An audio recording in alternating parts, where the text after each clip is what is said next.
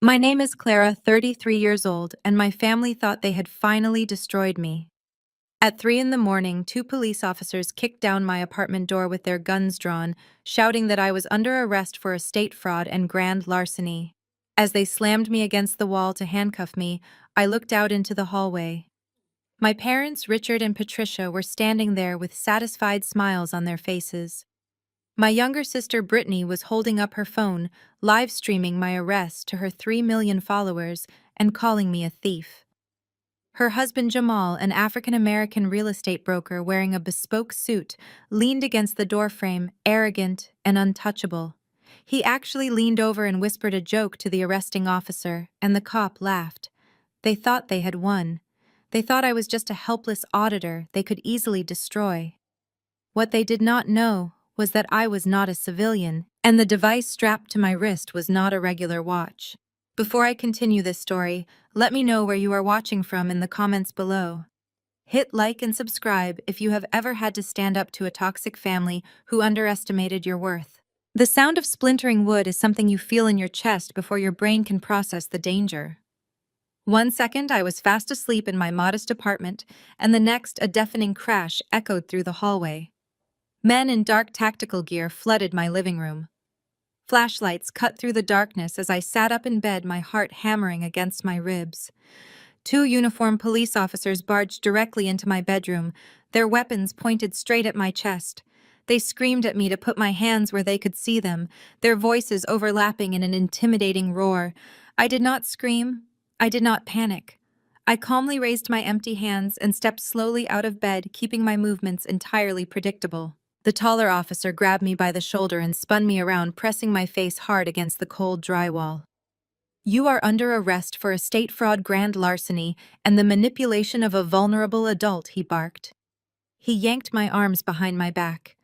"You have the right to remain silent." The heavy metal handcuffs bit into my wrists. I felt the sharp pinch of the steel tightening against my skin, but I kept my breathing slow and measured.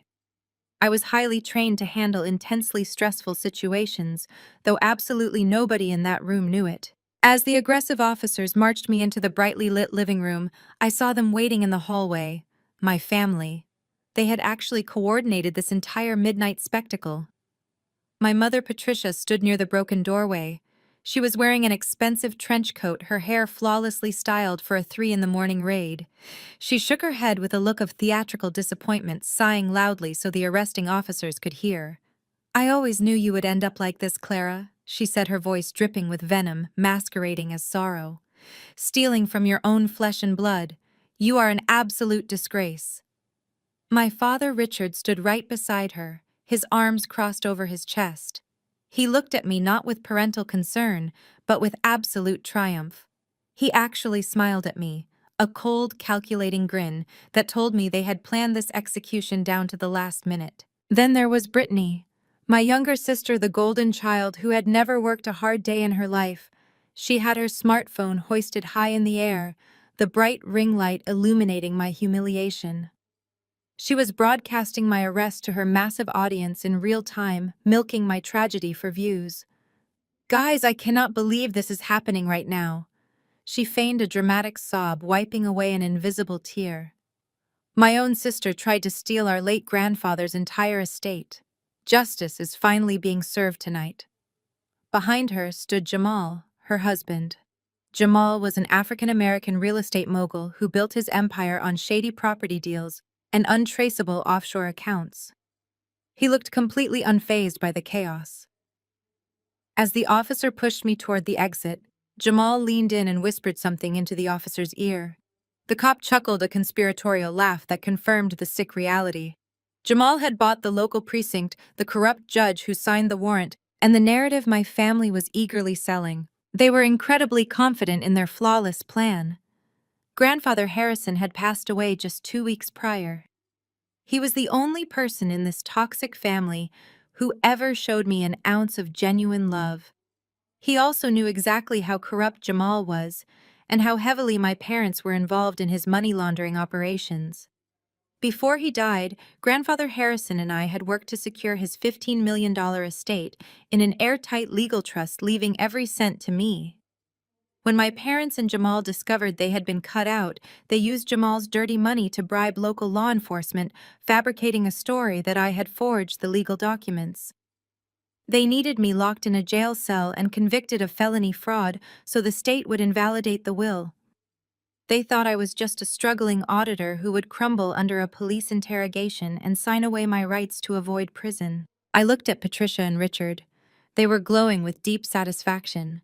Now they were watching the police drag me away, believing they had won the ultimate prize.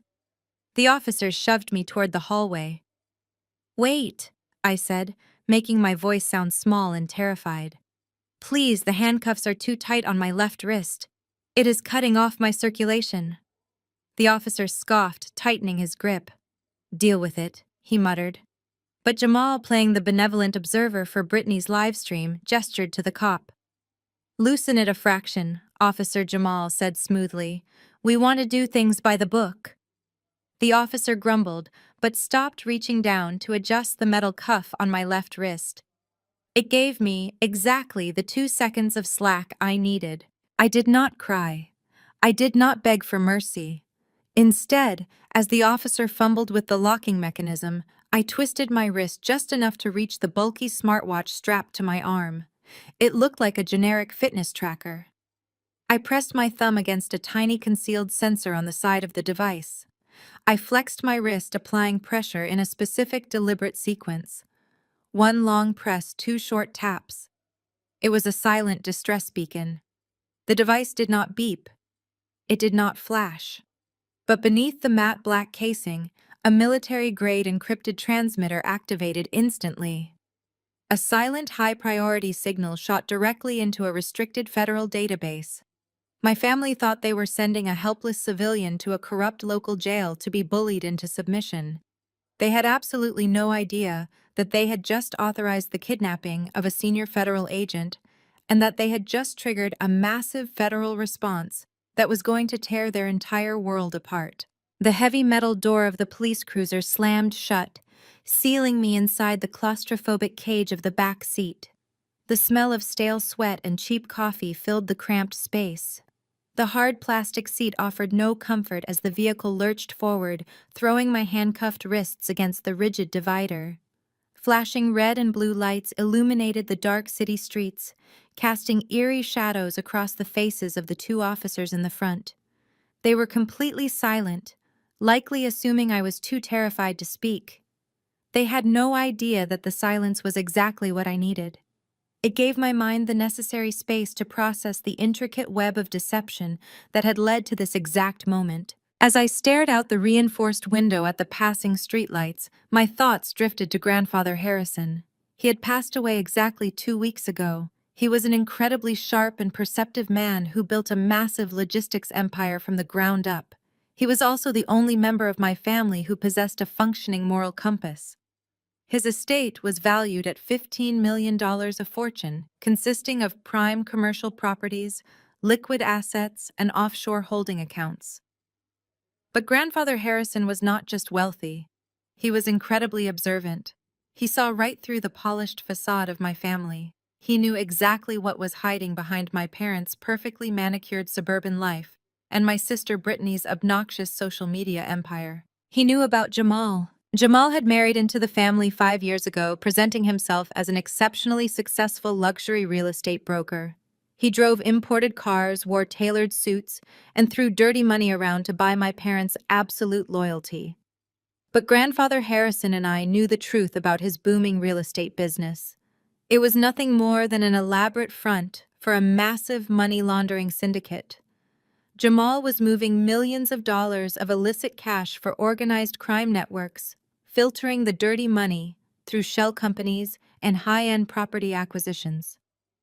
My parents, Richard and Patricia, were not just turning a blind eye. They were actively participating. They allowed Jamal to use their personal bank accounts and various consulting businesses to clean the cash, eagerly acting as financial mules in exchange for lavish vacations and a lifestyle they could never afford on their own. Grandfather Harrison refused to let his $15 million legacy be absorbed into a criminal enterprise. When his health began to fail, he called me to his estate for a highly confidential meeting. We sat in his study overlooking the gardens, and he handed me a stack of financial records that detailed my parents' sudden influx of untraceable cash. We knew what we had to do. Working with a trusted federal attorney, we completely restructured his estate. We created an ironclad bulletproof will that left every single asset exclusively to me. We established a blind trust that legally bypassed my parents and entirely locked out Jamal. We both knew the moment the will was read, my family would retaliate with brutal force. We just did not anticipate how far Jamal was willing to go to seize control of that $15 million. Jamal needed that estate. He needed the legitimate commercial properties my grandfather owned to wash a massive backlog of illegal funds. When the lawyer read the will last week, Jamal did not yell or threaten to sue. He simply smiled his arrogant smile and walked out of the room. I should have known he was activating a backup plan. Jamal used his illicit wealth to buy the local justice system. He funneled bribes to a corrupt county judge and paid off the local police department. They fabricated a completely fictitious narrative. They claimed that I had isolated a vulnerable dying man in his final days. They produced fraudulent documents stating that I had forced Grandfather Harrison to change his will under extreme duress. The narrative was perfect for my parents. It painted them as the grieving, victimized family, and painted me as the greedy, manipulative outcast who stole their rightful inheritance. They wanted to break me legally and financially, so I would surrender the estate just to make the nightmare stop. The cruiser hit a pothole, jarring my shoulders against the plastic seat and pulling me back to the present reality. We were approaching the downtown precinct. The streets grew quieter, the towering brick structure of the police headquarters looming ahead in the night. The officers up front finally spoke, exchanging a casual joke about where to grab breakfast after they finished booking the thief in the back. Their casual cruelty only solidified my resolve. They thought I was a terrified civilian whose life was currently falling apart. They did not realize that the federal distress signal I triggered back at the apartment was already pinging the local FBI field office and my superiors at the Financial Crimes Enforcement Network.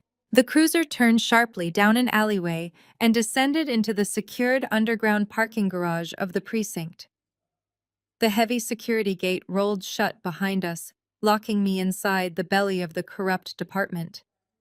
The cruiser slowly rolled past a row of standard-issue police vehicles. Then something caught my eye, making the blood run cold in my veins. Parked directly in the spot reserved for the chief of police was a massive custom matte black luxury SUV. The customized license plate was unmistakable. It was Jamal's vehicle. He had not just followed the police transport. He had beaten us here. He was parking in the spot belonging to the highest-ranking law enforcement officer in the building, treating the precinct like his own personal property. The implications were staggering. Jamal did not just have a few dirty cops on his payroll. He owned the entire building. The local precinct was completely in his pocket, and I was being delivered directly into his hands. The officers dragged me out of the cruiser and hauled me through the bleak concrete corridors of the police station. They did not take me to the standard booking desk where defendants usually surrender their personal items and receive a phone call. Instead, they marched me straight down a narrow, unlit hallway that bypassed the main processing area entirely. The heavy metal door of Interrogation Room 4 slammed shut behind me, echoing like a gunshot in the confined space. The room was freezing by design. It was a classic intimidation tactic meant to break down a suspect before the questioning even began. There were no windows, just 4 cinderblock walls painted a sickly shade of gray, and a single fluorescent bulb buzzing harshly overhead. I sat in the uncomfortable steel chair bolted to the floor. The handcuffs were still biting into my wrists, cutting off my circulation, but I kept my posture completely rigid. 2 detectives stormed into the room just moments later. They did not introduce themselves or state their badge numbers. The taller one, a man with a thick neck and a cheap suit, slammed a manila folder onto the scratched metal table between us. The second detective leaned against the closed door, crossing his arms and attempting to look menacing. The tall detective ripped a printed document from the folder and slid it across the table until it touched my bound hands. He slammed a plastic pen down right next to it. "Sign the paper, Clara," he demanded, his voice booming in the small room. "We know exactly what you did to your grandfather. We have sworn witness statements claiming you manipulated a dying man and forged his signature to steal $15 million. If you sign this confession right now and formally transfer the estate rights over to your sister Brittany and her husband Jamal, the district attorney is willing to be lenient.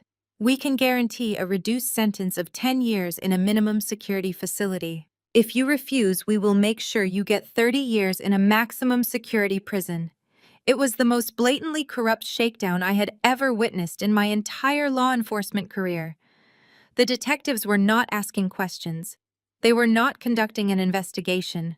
They were simply acting as armed debt collectors for my brother-in-law. They wanted me to sign away a federal informant estate to a money laundering syndicate. I did not reach for the pen. I did not utter a single word in response. I sat perfectly still, my breathing shallow and controlled. I let my silence fill the room, creating an uncomfortable vacuum that immediately threw the aggressive detectives off balance. The tall detective slammed his fist against the table, rattling the metal surface. "Did you hear me?" he shouted, leaning into my face, until I could smell the stale tobacco on his breath. "You are going to prison for a very long time unless you cooperate." I kept my eyes fixed on the upper corner of the room. A small security camera was mounted near the ceiling, its red recording light blinking steadily in the dim illumination. I stared directly into the lens. The detectives assumed I was dissociating from fear. They had no idea I was actively communicating with my federal team. That blinking red light meant the precinct server was currently online. My encrypted distress signal had already penetrated their local network. My superiors at the bureau were sitting in a secure command center, watching everything these corrupt cops were doing to a federal agent. While maintaining my absolute silence, I clinically analyzed the two men holding me hostage. I noted their body language, the nervous twitch in the tall detective jaw, and the way the second officer kept checking his phone. They were anxious. They were rushing the process because they were following Jamal's strict timeline. I carefully examined their uniforms. Neither detective was wearing a body camera, which was a direct violation of state police protocol for a felony interrogation. They had also completely bypassed the reading of my Miranda rights on camera. Every single action they took was a massive violation of due process. They were handing me the exact ammunition I needed to tear this corrupt police department down to its foundation. The detectives were trying to trap me in an unbreakable box. What they failed to comprehend was that the box was actually a cage built for them. I was not trapped in this freezing room with two dirty cops. They were trapped in a highly monitored federal sting operation with me. "She is not going to talk," he muttered, pulling out his cell phone. "She thinks she is smarter than us. Bring them in. Maybe they can knock some sense into her before we throw her in lockup." The tall detective smirked and stepped back from the table, smoothing his cheap tie.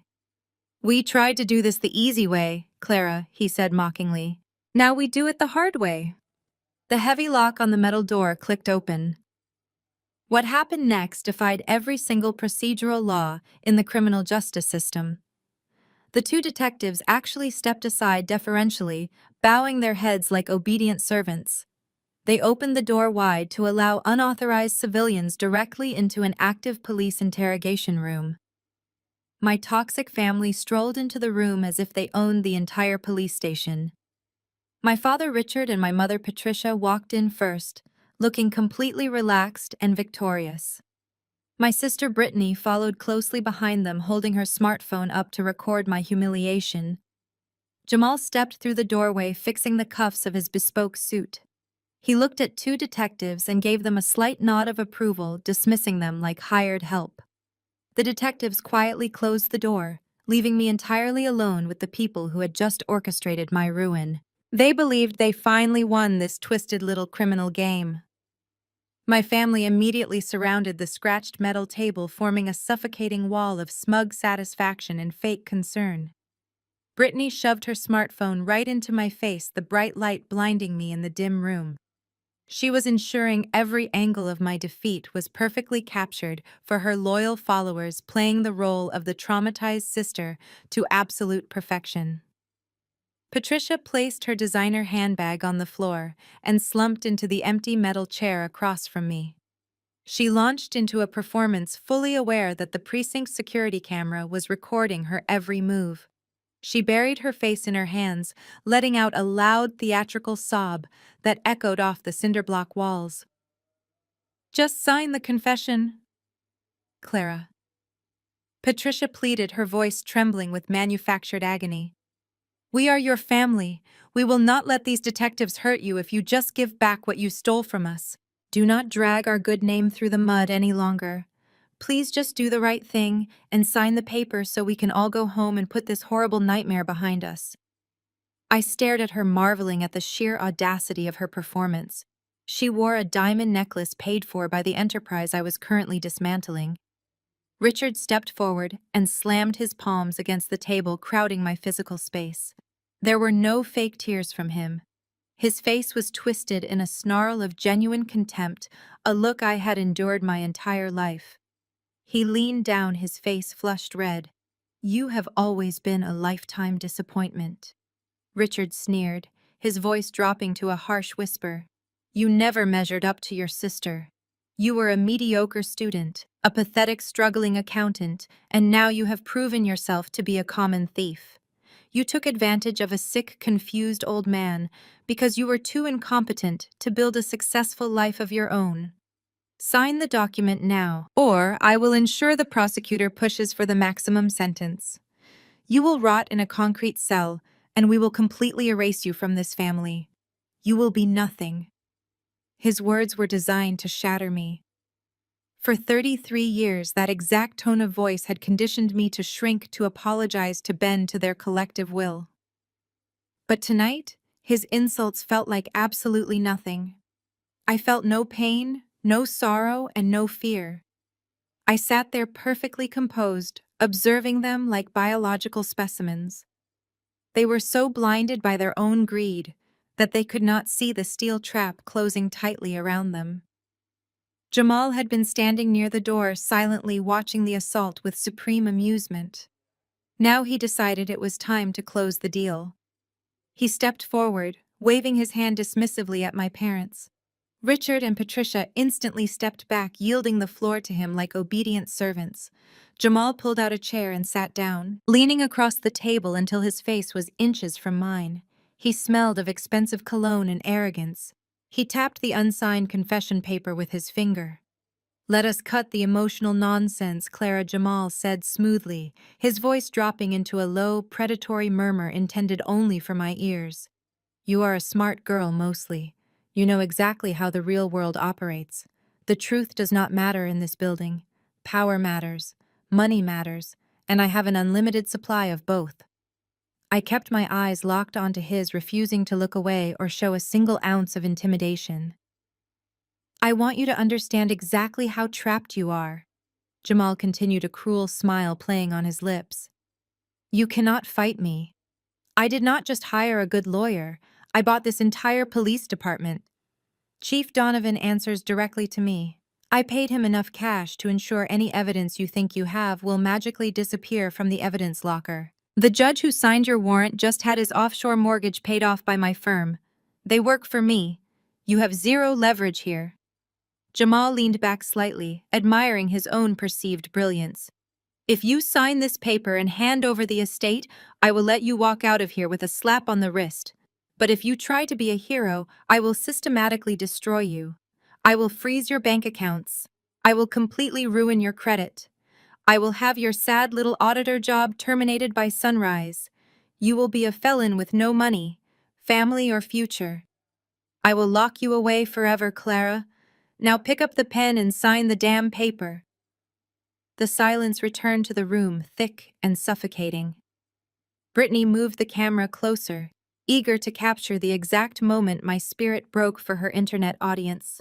Patricia sniffled loudly for effect, dabbing her dry eyes with a tissue. Richard glared at me with absolute hatred, waiting for my submission. Jamal simply smirked, waiting for his ultimate victory. I slowly shifted my posture, leaning forward against the metal table until I mirrored Jamal's position. The handcuffs rattled slightly against the cold steel surface. I took a slow, deliberate breath. For the first time since they had kicked down my apartment door hours ago, I finally opened my mouth to speak. My voice did not shake. It was not the meek, fearful tone they expected. It was surgical, calculating, and dangerously calm. "I have a question about your luxury real estate acquisitions, Jamal," I said softly, my eyes burning directly into his. "When you route the illicit cash through your shell corporation in the Cayman Islands, specifically using the routing number ending in 4829, do you genuinely believe the layer of cryptographic scrambling protects the origin of the funds? Or are you just completely unaware that the Federal Treasury monitors those exact sequential wire transfers?" The smug smile completely vanished from Jamal's arrogantly handsome face as he stared at me in total absolute silence. The silence stretched for exactly 4 seconds. Jamal blinked, the muscles in his jaw ticking as his brain scrambled to process what I had just said. He leaned back, letting out a forced laugh that bounced off the concrete walls. He adjusted his expensive tie, trying to regain composure. "That is a cute trick, Clara," he said, his voice dripping with mock amusement. "You spent hours digging through the old man's financial files and memorized a random string of numbers to sound smart. It is a lucky guess from a desperate accountant trying to act like a corporate mastermind. You think throwing financial jargon around will save you tonight." I maintained eye contact. I let his massive ego construct a lie to shield him from the terrifying reality. He needed to believe I was insignificant. My family's entire dynamic was built on the foundation of my supposed inferiority. I decided to weaponize that arrogance. "You are right, Jamal," I said, keeping my tone flat. "I am just a mediocre auditor. I am curious about one thing. If you are such a brilliant criminal mastermind, why did you entrust the delicate part of your offshore money laundering operation to these two?" I slowly shifted my gaze to Richard and Patricia. They could not even manage a simple mortgage without drowning in debt. "How did you expect them to funnel your cartel cash through Grandfather Harrison's legitimate business accounts without leaving a paper trail?" The insult hit its mark perfectly. My father, Richard, had a massive ego, and he hated being viewed as Jamal's subordinate. His face turned a deep shade of purple. He slammed his hand on the metal table, stepping aggressively in front of Jamal. "You shut your mouth, you ungrateful brat!" Richard shouted, his chest heaving with misplaced pride. "We did not need Jamal holding our hands for everything. We are the ones who figured out how to use the old man's accounts. While you were busy playing the devoted granddaughter sitting by his hospice bed reading books, your mother and I were the ones doing the real heavy lifting. We executed the transfers ourselves."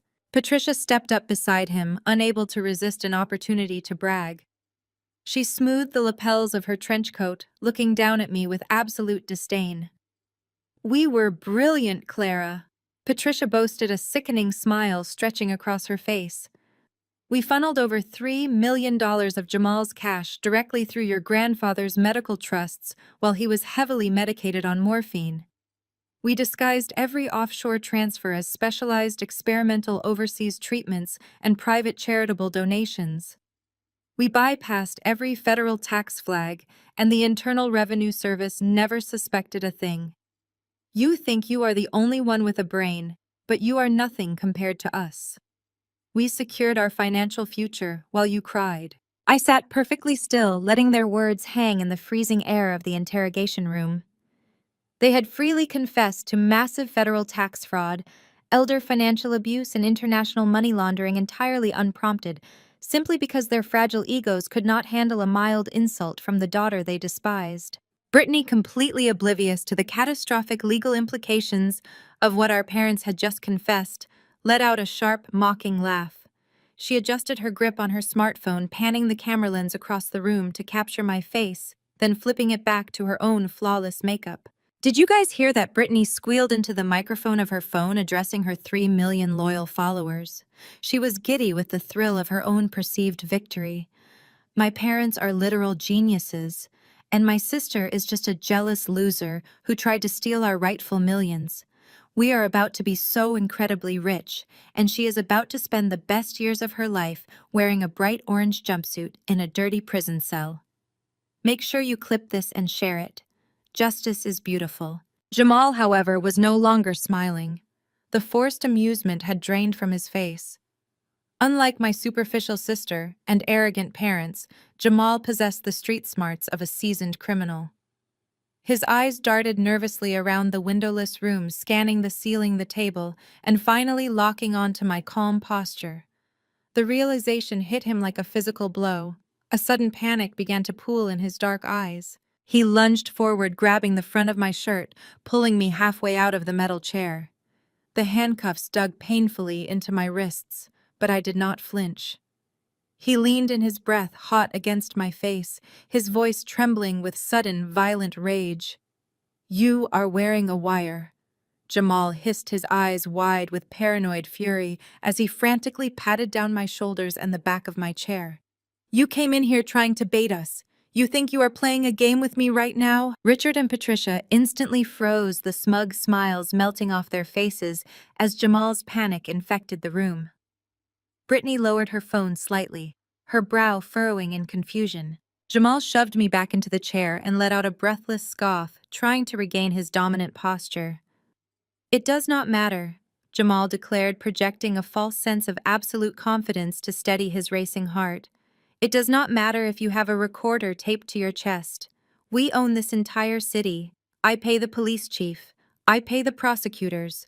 I own the district attorney. Even if you manage to record every word we just said, it means absolutely nothing. No local judge in this county will ever admit illegally obtained audio into a courtroom. I will have the evidence thrown out before the sun comes up. You are finished." I sat up straight, ignoring the dull ache in my bruised wrists. I looked at Jamal, then at my parents, and finally at my sister. I let a genuine warm smile spread across my face. "Who said anything about local judges?" Jamal recoiled as if physically struck by my question. The sudden loss of control contorted his features into a mask of pure, unfiltered rage. But his massive ego quickly overrode his survival instinct. He slammed his fist against the heavy metal door, the booming sound echoing violently through the sterile interrogation room. "Get in here right now," Jamal roared. The door flew open. The two corrupt detectives rushed back inside, awaiting their next order like obedient attack dogs. "Take her to the booking desk," Jamal commanded, pointing a trembling finger at me. "Process her immediately. Put her in the system as a hostile felon. I want her fingerprinted and thrown into the coldest holding cell. I want her completely broken by sunrise. Let us see how arrogant she acts when she is sharing a concrete floor with actual criminals." The tall detective did not hesitate. He lunged forward and grabbed me roughly by the upper arm, hauling me out of the metal chair. Pain shot through my shoulders as the handcuffs dug into my bruised wrists, but I kept my face impassive. I allowed them to drag me forward.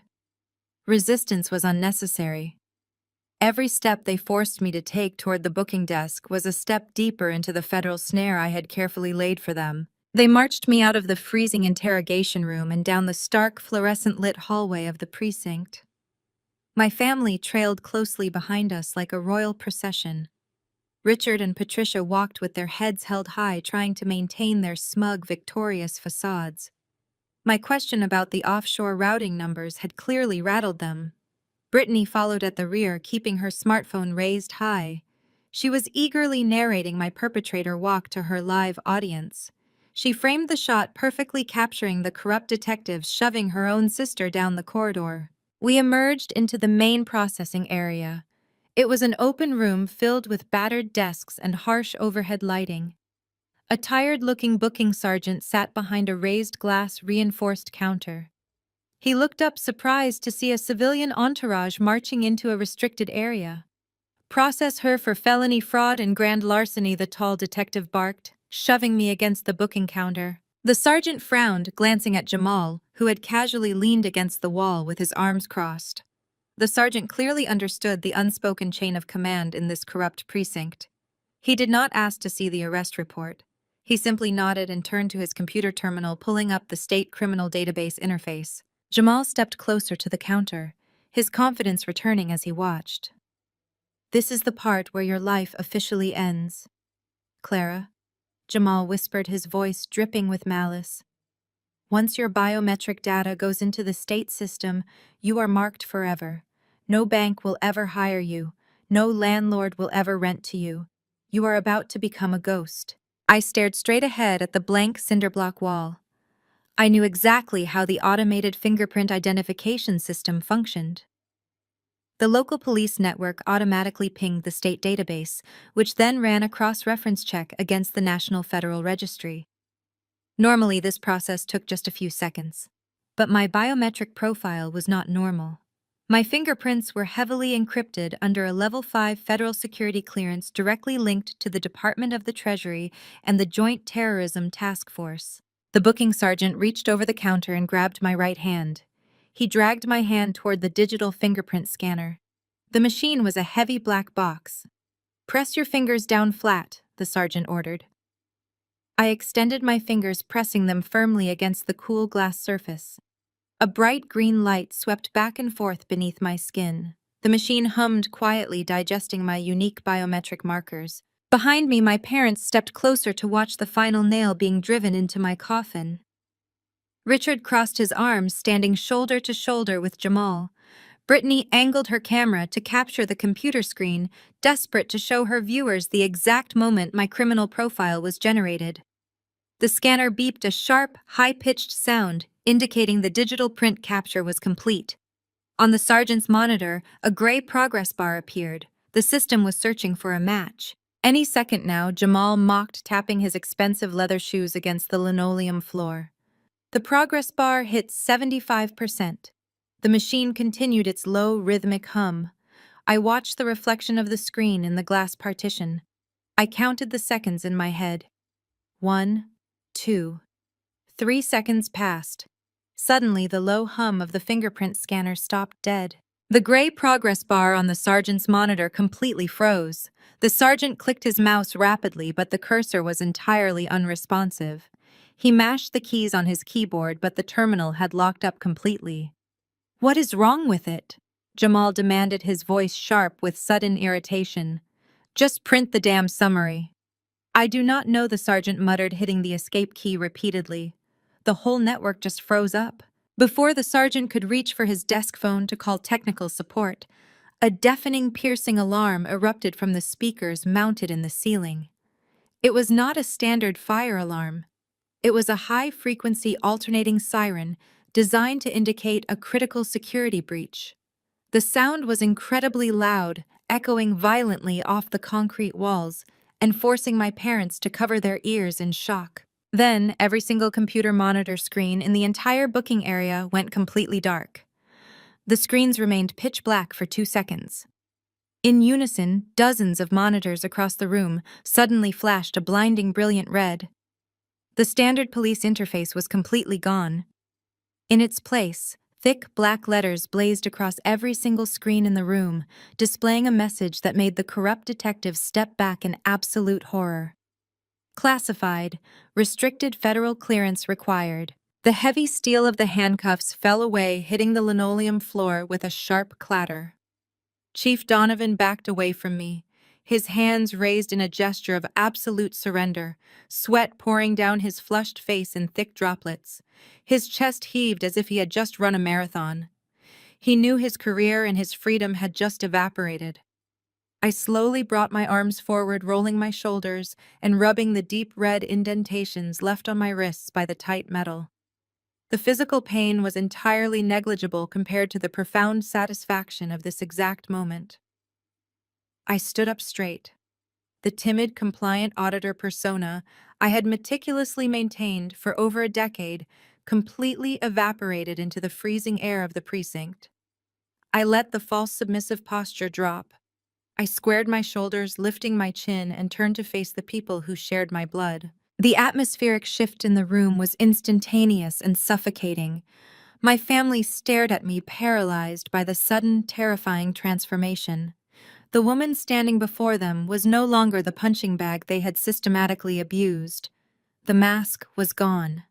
In its place stood cold, calculated federal authority. Patricia clutched her designer purse against her chest, her mouth opening and closing without producing a single sound. Richard took a faltering step backward, colliding with the edge of the booking counter. His arrogant sneer had been entirely replaced by raw, unadulterated panic. Brittany had finally lowered her smartphone, the screen going completely dark as the federal network lockdown severed her live broadcast. She looked around the freezing precinct, suddenly realizing that her internet fame offered zero protection in the real world. Jamal remained frozen near the cinderblock wall. His bespoke suit suddenly looked like a very expensive prison uniform. His eyes darted from the terrified Chief Donovan back to me, his criminal instincts finally catching up to his enormous ego. He opened his mouth to speak, attempting to summon his usual aggressive dominance, but the words died in his throat when I locked eyes with him. "I am not a struggling corporate auditor," I said, my voice echoing with absolute command through the silent local police station. "My name is Clara Harrison. I am a senior undercover agent for the Financial Crimes Enforcement Network, operating directly under the Department of the Treasury. For the past 36 months, I have been permanently attached to the Joint Federal Bureau of Investigation Anti-Money Laundering Task Force." The words struck them like physical blows. Richard let out a breathless gasp, his knees buckling slightly. Patricia grabbed his arm to steady herself, her eyes wide with mounting horror. Brittany looked frantically at Jamal, waiting for him to fix the situation, but Jamal was staring at me with the hollow, defeated look of a man who just realized he had walked willingly into his own execution. "You thought I was a pathetic failure because I drove a used car and lived in a modest apartment." I continued stepping slowly toward the center of the room. "You thought my quiet demeanor meant I was weak. You mistook my silence for submission. But while you were aggressively mocking my modest lifestyle at every holiday dinner, I was meticulously mapping the entire infrastructure of your illegal empire. Every time you insulted my intelligence, I was actively downloading your encrypted financial ledgers. Every time you forced me to sit at the end of the table and listen to your bragging, I was cross-referencing your offshore shell companies with federal terror watch lists." I stopped just a few feet away from Jamal. His breathing had become rapid and shallow. "I know exactly how you move the money," Jamal, I stated, delivering the facts with surgical precision. "I know about the bogus luxury real estate appraisals you use to clean the cash. I know about the wire transfers you route through the Cayman Islands and the accounts you hold in Cyprus. I spent 3 years playing the role of your insignificant sister-in-law, enduring your endless disrespect solely to gain unrestricted physical access to your unencrypted home networks during family gatherings. You handed a federal agent the master keys to your criminal syndicate because your narcissism blinded you to any threat that did not wear a designer label." Jamal shook his head mechanically, a desperate animalistic denial taking over his features. "This is a bluff," he stammered, his voice cracking violently. "You are lying. You cannot prove any of this. I paid these cops. I bought this town." "You bought a local precinct, Jamal," I corrected him sharply. "I brought the entire federal government." I turned my attention back to my parents. They were trembling, the reality of decades in a federal penitentiary finally crushing their delusions of grandeur. Patricia reached out a shaking hand toward me, trying to summon the maternal authority she had weaponized against me for 33 years. "Clara, please," Patricia cried, her voice cracking. "We are your parents. We did not know what Jamal was really doing. We just wanted to secure the family legacy. We were trying to protect your grandfather from making a terrible financial mistake." "My grandfather," I repeated, letting a cold, merciless smile touch my lips. "You genuinely believe you outsmarted the man who built a logistics empire from nothing. You actually convinced yourselves that you successfully manipulated a dying man into signing away his fortune while he was lying in a hospice bed." Richard nodded frantically, desperate to cling to the narrative they had constructed. "He was confused, Clara. He did not know what he was doing with the estate. We had to intervene. We had to take control of the trust to save the money." I shook my head slowly, letting the final devastating piece of the puzzle fall perfectly into place. "Grandfather Harrison was never confused," I revealed, my words ringing out with absolute clarity. "And he was certainly never your victim." Grandfather Harrison was a highly classified federal informant. The silence that followed was absolute. It was the sound of a world completely shattering. When he discovered you were using his legitimate logistics companies to filter Jamal illicit cash, he did not confront you, I explained, watching the blood drain completely from my father's face. He came directly to me. He willingly handed over 30 years of financial records to the federal government.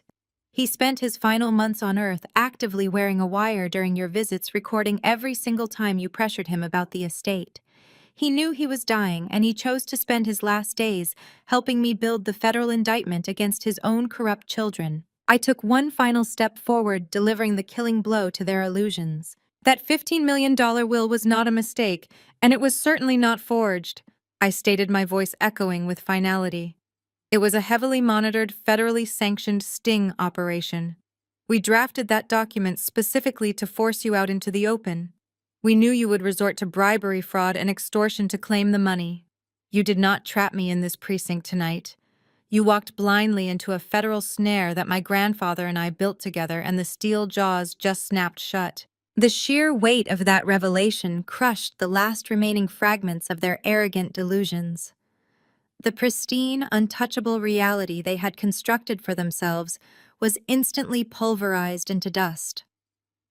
Richard, the man who had spent his entire adult life projecting an image of absolute superiority and control, physically broke down.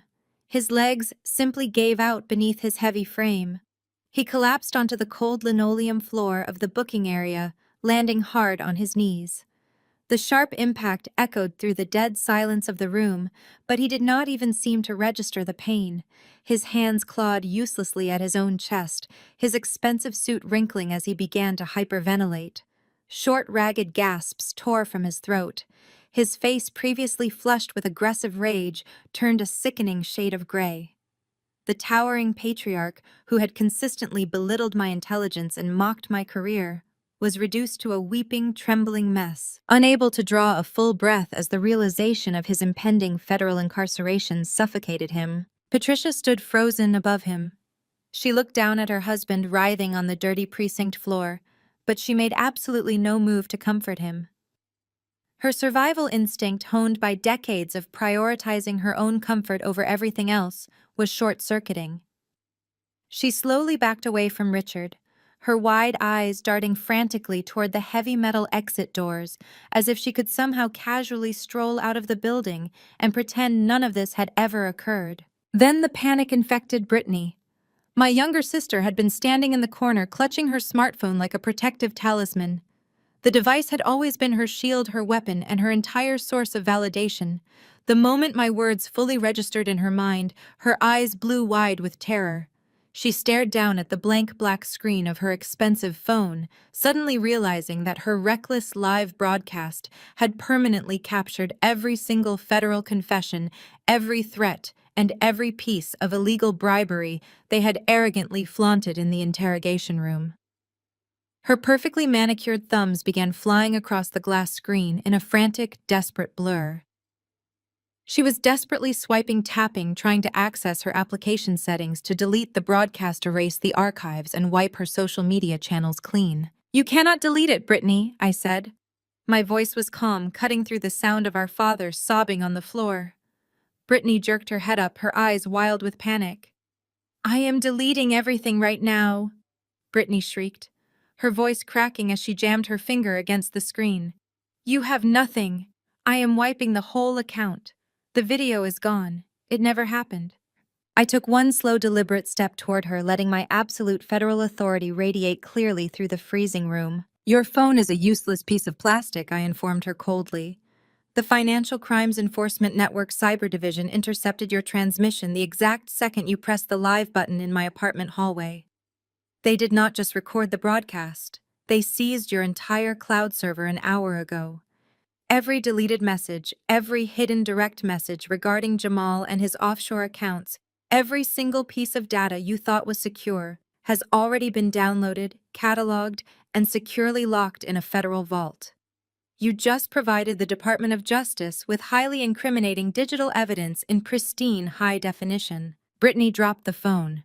It hit the concrete floor, the screen shattering into a spiderweb of cracks. She covered her mouth with both hands, letting out a muffled, high-pitched wail as her entire world completely evaporated. The absolute finality of my statement finally broke the spell holding Jamal in place. Jamal was a predator, a man who survived by always being one step ahead of the law and always having enough cash to buy his way out of a corner. But he was looking around a room where his money meant absolutely nothing. He looked at my father, hyperventilating on the floor. He looked at his wife, having a complete nervous breakdown over a shattered phone. He looked at me standing tall with the full weight of the federal government behind me. And then he looked at the heavy double doors leading out to the underground parking garage. The survival instinct of a cornered criminal completely took over. Jamal completely abandoned his careful bespoke elegance. He abandoned his wife and the in-laws who had sold their souls to serve him. He spun around his expensive leather shoes squeaking loudly against the polished floor, and he sprinted directly for the precinct doors. He moved with explosive speed, a desperate, frantic dash for the exit. He clearly thought he could reach his luxury vehicle, smash through the security gate, and somehow outrun a federal dragnet. He thought the local officers standing frozen in the room would simply let him pass just as they always had. "Stop right there," I commanded, my voice booming with authority. But I did not have to take a single step to pursue him. Chief Donovan instantly knew his entire law enforcement career was completely over. He knew he was facing severe federal obstruction charges, bribery, and corruption. He was a desperate, terrified man, looking for any possible way to mitigate the sheer wrath of the federal government crashing down upon his precinct. As Jamal sprinted past the counter, Donovan lunged. The heavy-set police chief threw his entire body weight directly at the fleeing real estate broker. Donovan collided with Jamal mid-stride. Both massive men went flying through the stagnant air, crashing violently into a heavy row of metal filing cabinets before slamming incredibly hard onto the unforgiving concrete floor. Jamal let out a sharp, agonizing cry of pain as the impact knocked the wind completely out of his lungs. Before Jamal could recover, Donovan scrambled on top of him. The police chief grabbed Jamal by the collar of his ruined suit, shoving his face forcefully into the dirty concrete. Donovan pressed his heavy knee squarely between Jamal's shoulder blades, pinning the struggling real estate broker flat against the grimy floor. The corrupt police chief practically ripped his own heavy steel handcuffs from his black utility belt and snapped them viciously onto Jamal's wrists. He ratcheted the metal teeth down so hard that Jamal yelled out in fresh, agonizing pain. Donovan was panting heavily, looking up at me with wide, desperate eyes like a terrified dog, hoping for a treat after performing a parlor trick. He yelled out that the suspect was secured, trying frantically to play the role of a dedicated, honest public servant. He genuinely thought offering me Jamal on a silver platter would somehow miraculously erase the massive federal bribery charges hanging over his own head. Before I could even respond to his pathetic display of false loyalty, the distinct aggressive sound of heavy tires screeching against the asphalt echoed loudly from the street level, directly above the underground garage. The noise was absolutely massive, a synchronized fleet of heavy armored vehicles slamming their brakes in unison outside the main entrance. A split second later, the heavy reinforced glass doors of the main lobby were thrown wide open with explosive, undeniable force. Dozens of federal agents clad in dark tactical gear poured into the building like a highly coordinated, unstoppable avalanche.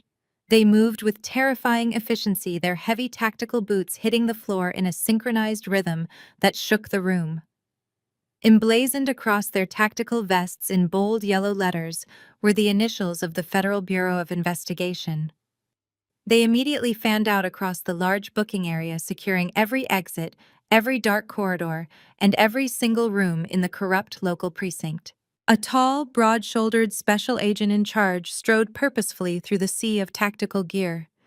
He bypassed the local officers who were currently standing completely frozen with their hands raised high in the air.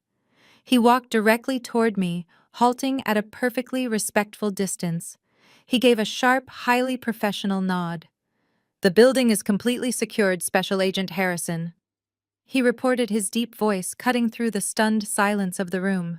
The perimeter is locked down, and the cyber response team is currently extracting the local server drives to preserve the evidence. We await your orders. Hearing my true title spoken aloud in that corrupt precinct felt like breathing pure, clean oxygen. I stepped forward, taking absolute unchallenged command of the entire scene.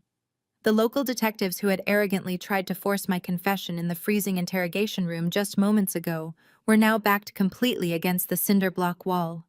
Their faces were completely drained of color as federal agents aimed tactical rifles squarely at their chests. I turned my attention to the booking sergeant and the corrupt detectives who had willingly participated in Jamal's illegal midnight shakedown. By the ultimate authority of the Financial Crimes Enforcement Network and the Department of Justice, I stated, my voice ringing out with crystal clear projection, every single local law enforcement officer in this room is hereby placed under strict federal arrest. You are in direct violation of Title 18 United States Code Section 1956 regarding the illicit facilitation of money laundering and Section 201 for the blatant acceptance of illegal bribes by public officials. The tall detective who had violently shoved me down the hallway earlier tried to open his mouth to protest the charges, but a federal agent instantly forced him hard against the wall, kicking his legs far apart. I walked slowly down the long line of disgraced officers. You engaged in a highly coordinated criminal conspiracy to illegally extort a federal agent and falsify legal documents to benefit a known money laundering syndicate. I told them, making sure my words carried the absolute crushing weight of a federal indictment. You sold your sacred badges to a criminal. Now you will surrender them permanently to the federal government. I loudly ordered the tactical agents to strip the corrupt officers of their weapons, their duty belts, and their badges.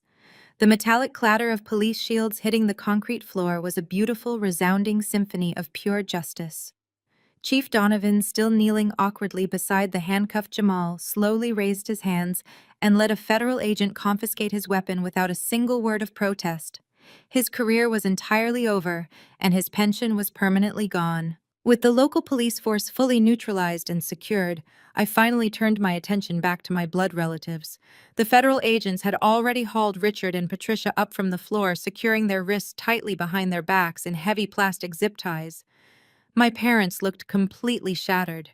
The polished elite country club image they had aggressively maintained for decades had been violently ripped away. They were no longer untouchable suburban socialites looking down on everyone else. They were federal suspects, facing decades behind cold iron bars. Brittany was standing near the booking desk, quietly hyperventilating as a female agent searched her for additional concealed recording devices. Her expensive designer dress was deeply rumpled, and her flawless makeup was ruined by dark streaks of terrified tears. Jamal remained on the floor, his cheek pressed firmly against the dirty concrete, completely neutralized by the very justice system he arrogantly believed he owned just minutes ago. They had all conspired to completely destroy my life, steal my grandfather's legacy, and lock me in a concrete cell just to protect their illicit wealth. They had smiled and laughed while putting me in handcuffs, firmly believing I was nothing more than a pathetic, worthless obstacle standing in their path to unimaginable riches. Now the tables were entirely turned, and the absolute power of the federal government rested squarely in my hands. I looked at the family who had spent 33 years tearing me down. You wanted to celebrate your inheritance at the estate this morning. Let's not ruin the party. Throw them in the transports. Section 12, 1,000 words. The federal agents moved with aggressive precision. They hauled Jamal off the concrete floor, ignoring his groans as they dragged him out the back doors. Richard and Patricia followed, their wrists secured tightly behind their backs. The crisp morning air hit them as they were shoved into the back. Brittany was the last to be loaded, her ruined designer dress contrasting sharply with the prisoner transport. I watched the heavy doors slam shut, locking my family inside a rolling cage. I climbed into the passenger seat. The special agent in charge took the wheel. With a synchronized roar of heavy engines, our convoy pulled out of the underground garage and hit the city streets. The sun was just beginning to rise over the skyline, casting long golden shadows across the pavement. We drove in a tight formation, a procession of black federal vehicles cutting through the early morning traffic. Our destination was the sprawling $15 million Harrison estate, nestled in the most exclusive zip code in the state. During the silent ride, I thought about the sheer audacity of my mother. Patricia planned a lavish brunch for this morning. She disguised it as a celebration honoring the life of my grandfather, but everyone knew the truth. It was a victory party. She intended to use the event to publicly announce her hostile takeover of the estate and solidify her position at the absolute top of the social hierarchy. She ordered expensive caterers, imported champagne, and a live string quartet, completely certain that I would be rotting in a jail cell while she toasted to her new fortune. As our convoy approached the winding private road leading to the estate, the absurd reality of the premature celebration came into full view. The massive wrought iron gates were wide open, flanked by hired valets in crisp white shirts. A line of expensive sports cars and luxury sedans stretched down the driveway. The elite socialites of the city had arrived early, eager to drink free champagne and gossip about the newly wealthy heirs.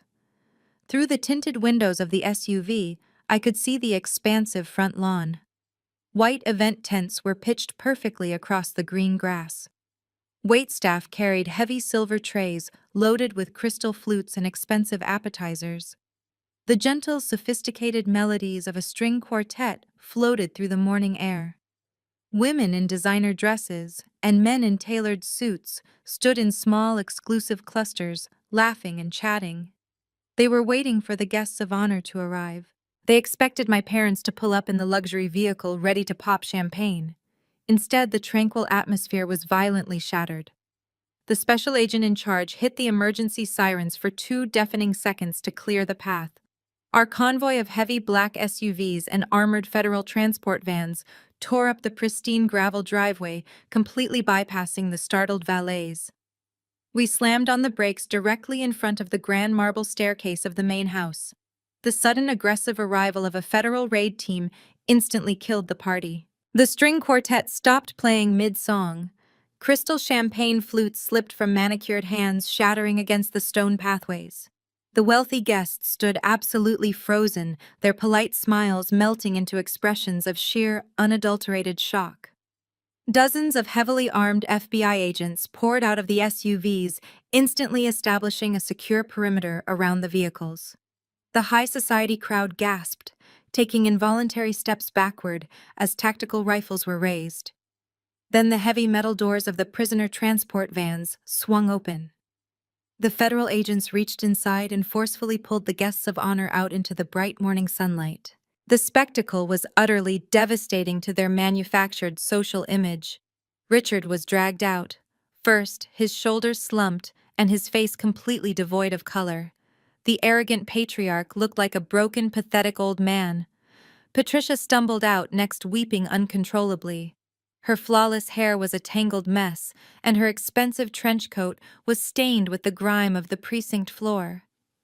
She desperately tried to hide her face from her wealthy friends, deeply humiliated that her country club peers were watching her being treated like a common criminal.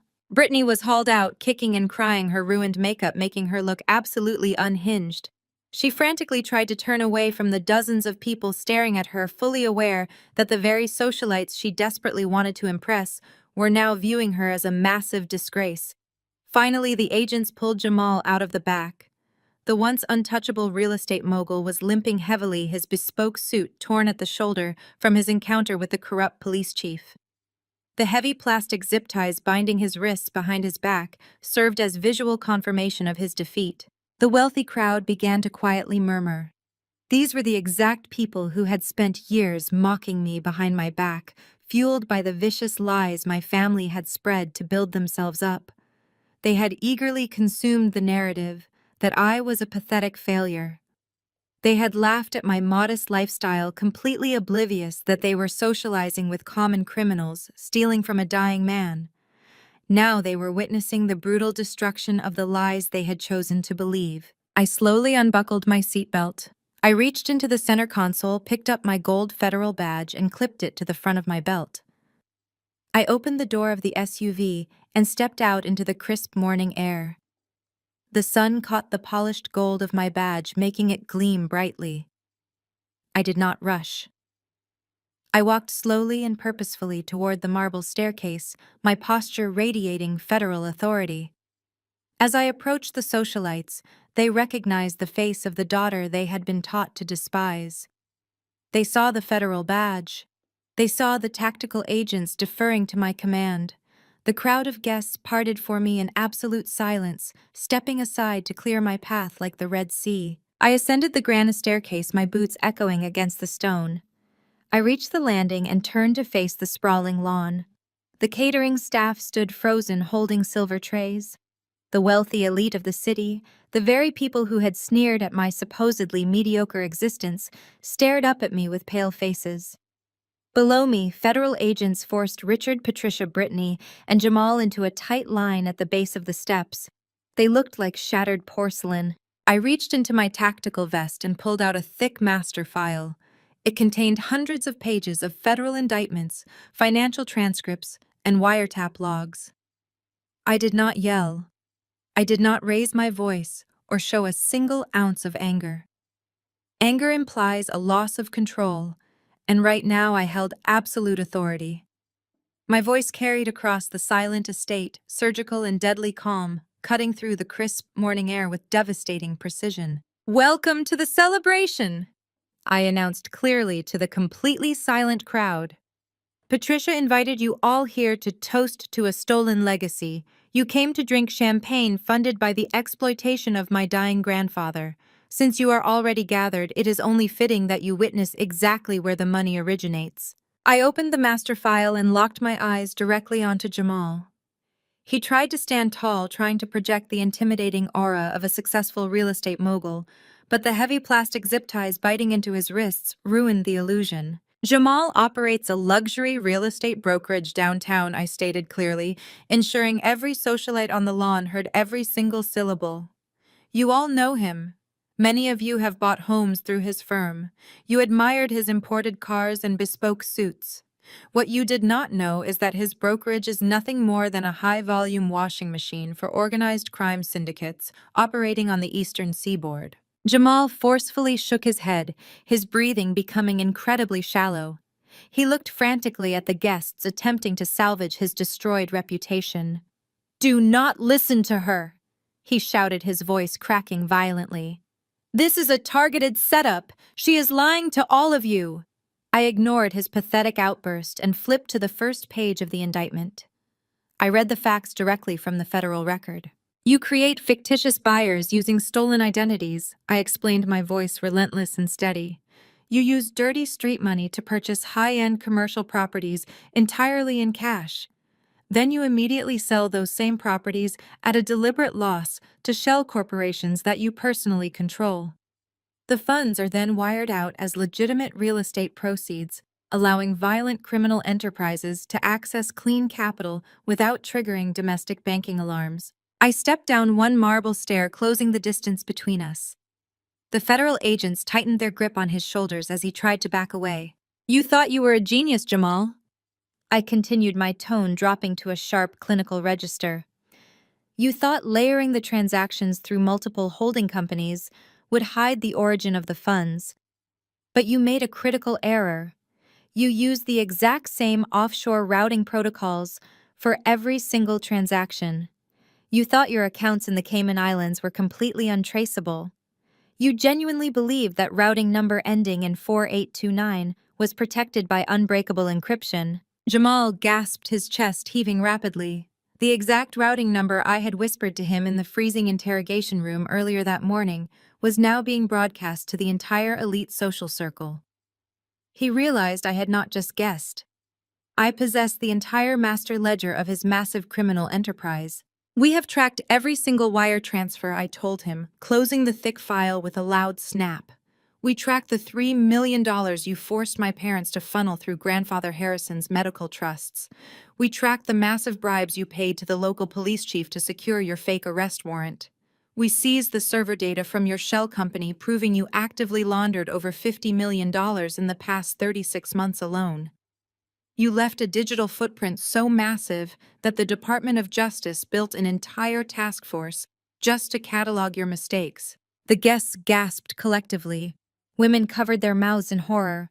Men who had done business with Jamal took immediate steps backward, desperately trying to physically distance themselves from a massive federal target. They realized their own finances might now be subject to invasive federal audits simply for associating with him. The social destruction was final and completely irreversible. Faced with decades in a maximum security federal penitentiary, Jamal's criminal survival instincts kicked into overdrive. His arrogant facade completely shattered, replaced by the frantic desperation of a cornered animal. He thrashed against the federal agents holding him, his eyes wild and bloodshot as he scanned the heavily armed perimeter. "You cannot legally touch me!" Jamal screamed, spitting the words out in a panicked frenzy. "You cannot arrest me for international wires. I am heavily protected. I have an official diplomatic attachment to the Cypriot consulate. I am a registered financial attaché. You do not have the legal jurisdiction to hold me. I have absolute diplomatic immunity." He was grasping at straws, attempting to invoke a fraudulent overseas connection he had purchased years ago through a corrupt foreign official. He truly thought the bureaucratic red tape of international law would force the federal agents to uncouple his handcuffs and let him walk away right there on the grass. I stared down at him, feeling a deep, profound sense of satisfaction. I let his desperate claim hang in the air for a few seconds, allowing him to taste the false hope of a miraculous escape. Then I crushed it effortlessly. I smiled, shaking my head slowly.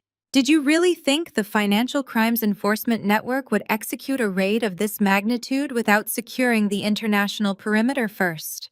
I asked softly, stepping down until I was directly at his eye level.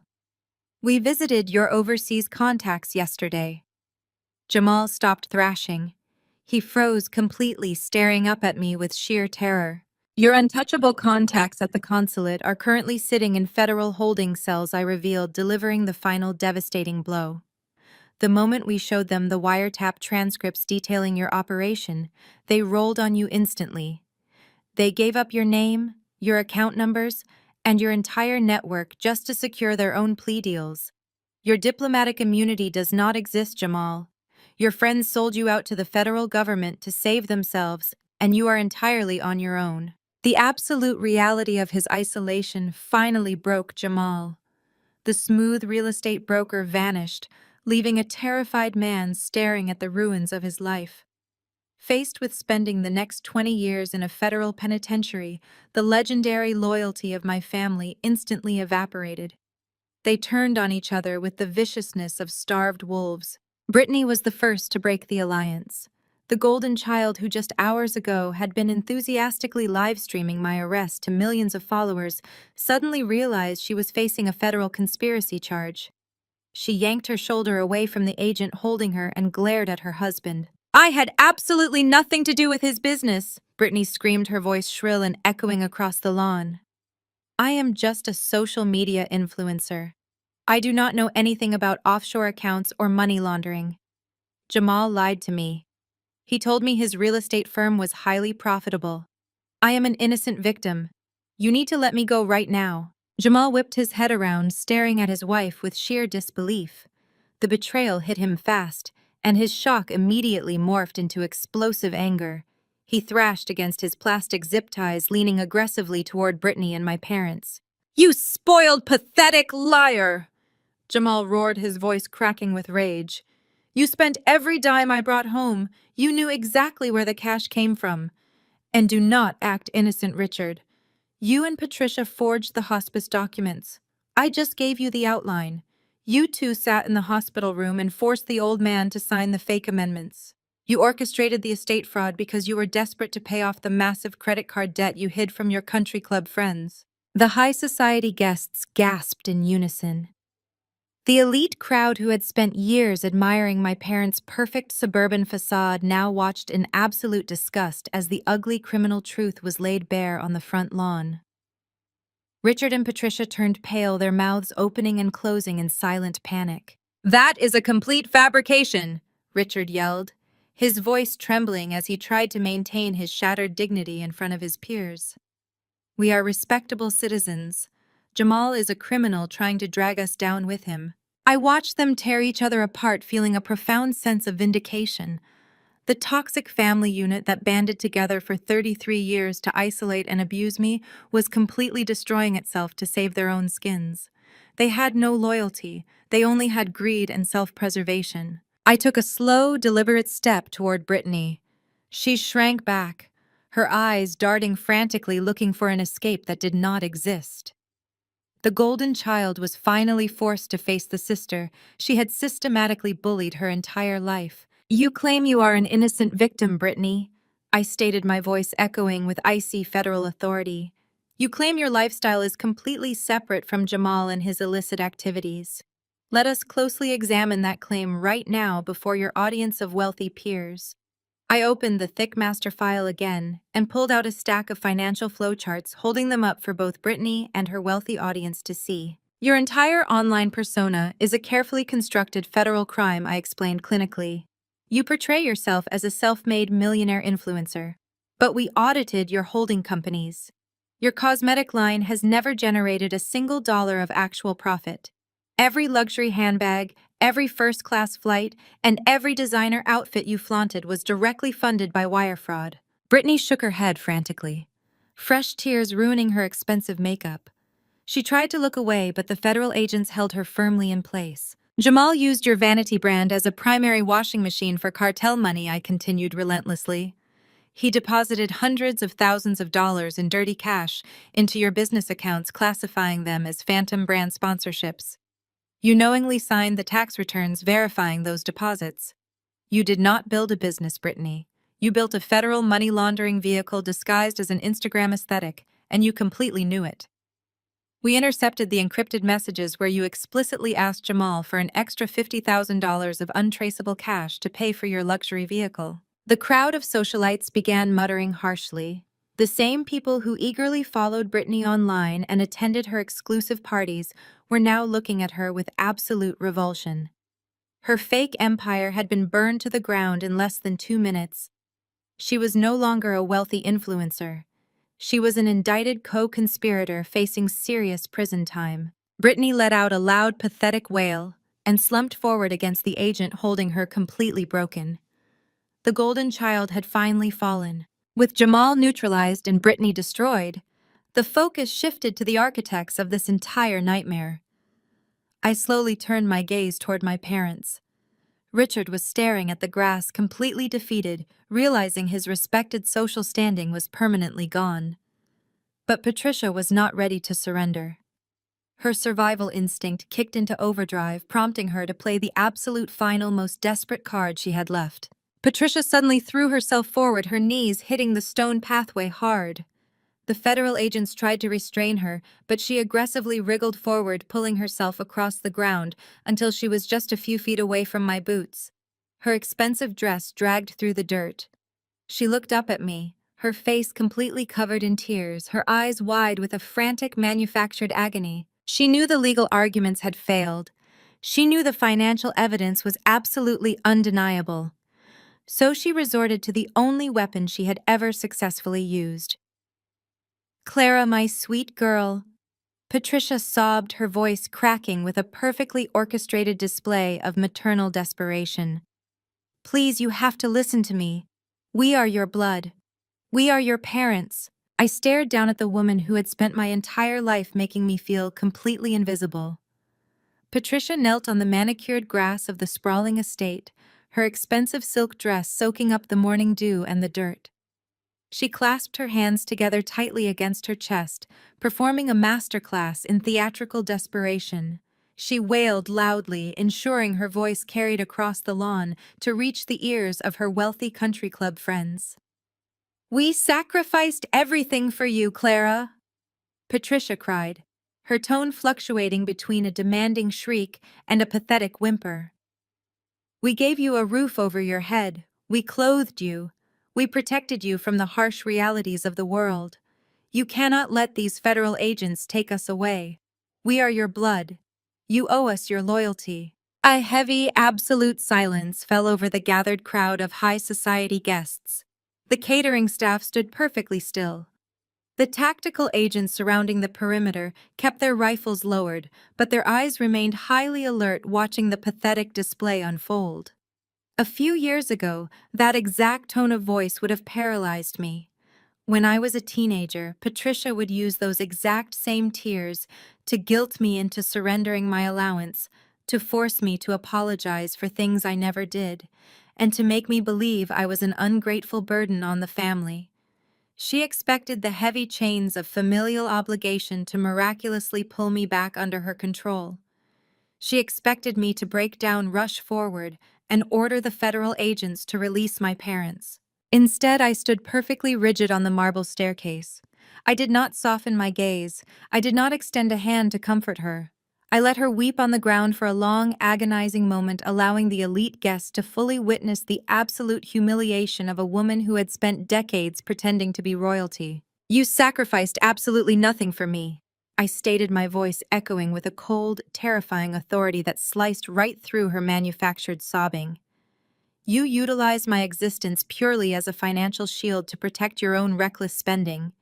You claim you are my blood, but you treated my future like a disposable bank account to fund a lifestyle you could never legitimately afford." Patricia aggressively shook her head, smearing her expensive mascara across her cheeks. "That is a lie," she shrieked, her eyes darting frantically toward her wealthy friends desperate to salvage her destroyed social standing. "We gave you everything. We struggled so hard to provide for this family. We did what we had to do to survive." I slowly reached into the thick master file I held in my hands. I bypassed the federal indictments regarding the money laundering syndicate and pulled out a single neatly printed banking manifest from over a decade ago. I held the document up, letting the morning sun illuminate the stark, undeniable proof of her betrayal. "You want to talk about survival?"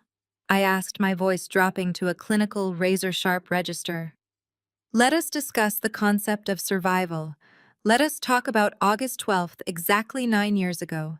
You walked into the First National Bank branch on Main Street. You approached the teller at 2:15 in the afternoon. You signed a withdrawal slip using your authority as my legal guardian, and you completely emptied a high-yield savings account that Grandfather Harrison had established exclusively for my college tuition." Patricia froze. The theatrical tears instantly stopped flowing. Her breath hitched in her throat as the realization hit her. She thought that account had been successfully buried and forgotten. She had no idea the Financial Crimes Enforcement Network possessed the forensic accounting capability to trace a decade-old transaction down to the exact second. "You withdrew exactly $62,450. I continued reading the precise figures directly from the federal transcript. "That was the exact amount I needed to secure my enrollment at the university. That was the money Grandfather Harrison set aside to guarantee I would have a successful, independent life. But you did not withdraw those funds to help me. 2 days later, on August 14th, you authorized a direct wire transfer of that exact same amount to a luxury imported car dealership in the financial district." I turned my gaze slightly toward Jamal, who was currently being held firmly by two heavily armed agents. "You stole your own daughter's college tuition to cover Jamal's massive underground gambling debts and to secure the down payment on his imported Porsche," I revealed, making sure my voice carried to the very back of the estate lawn. "You literally handed my future to a criminal just so you could maintain the illusion of wealth. You forced me to take out crippling student loans. You forced me to work 80-hour weeks at a miserable corporate job while you paraded around the city in a luxury vehicle paid for with my stolen education fund." The socialites gasped in unison. A wealthy woman in a designer hat actually covered her mouth in sheer horror. The crowd began to murmur in absolute disgust, stepping even further away from the disgraced family. Stealing from a federal government entity was one thing, but stealing a child's education fund to buy a sports car for a criminal son-in-law violated the deepest moral codes of the community. Patricia looked around at her peers, seeing the absolute revulsion in their eyes. She realized her social execution was now entirely complete. "Your love died the day you sold my future for a down payment on his Porsche," I told her, delivering the fatal emotional blow without a single ounce of hesitation. "You are not crying because you love me. You are crying because you are broke." You are crying because the federal government is going to seize every single asset you possess, and you know you will never set foot in a country club again.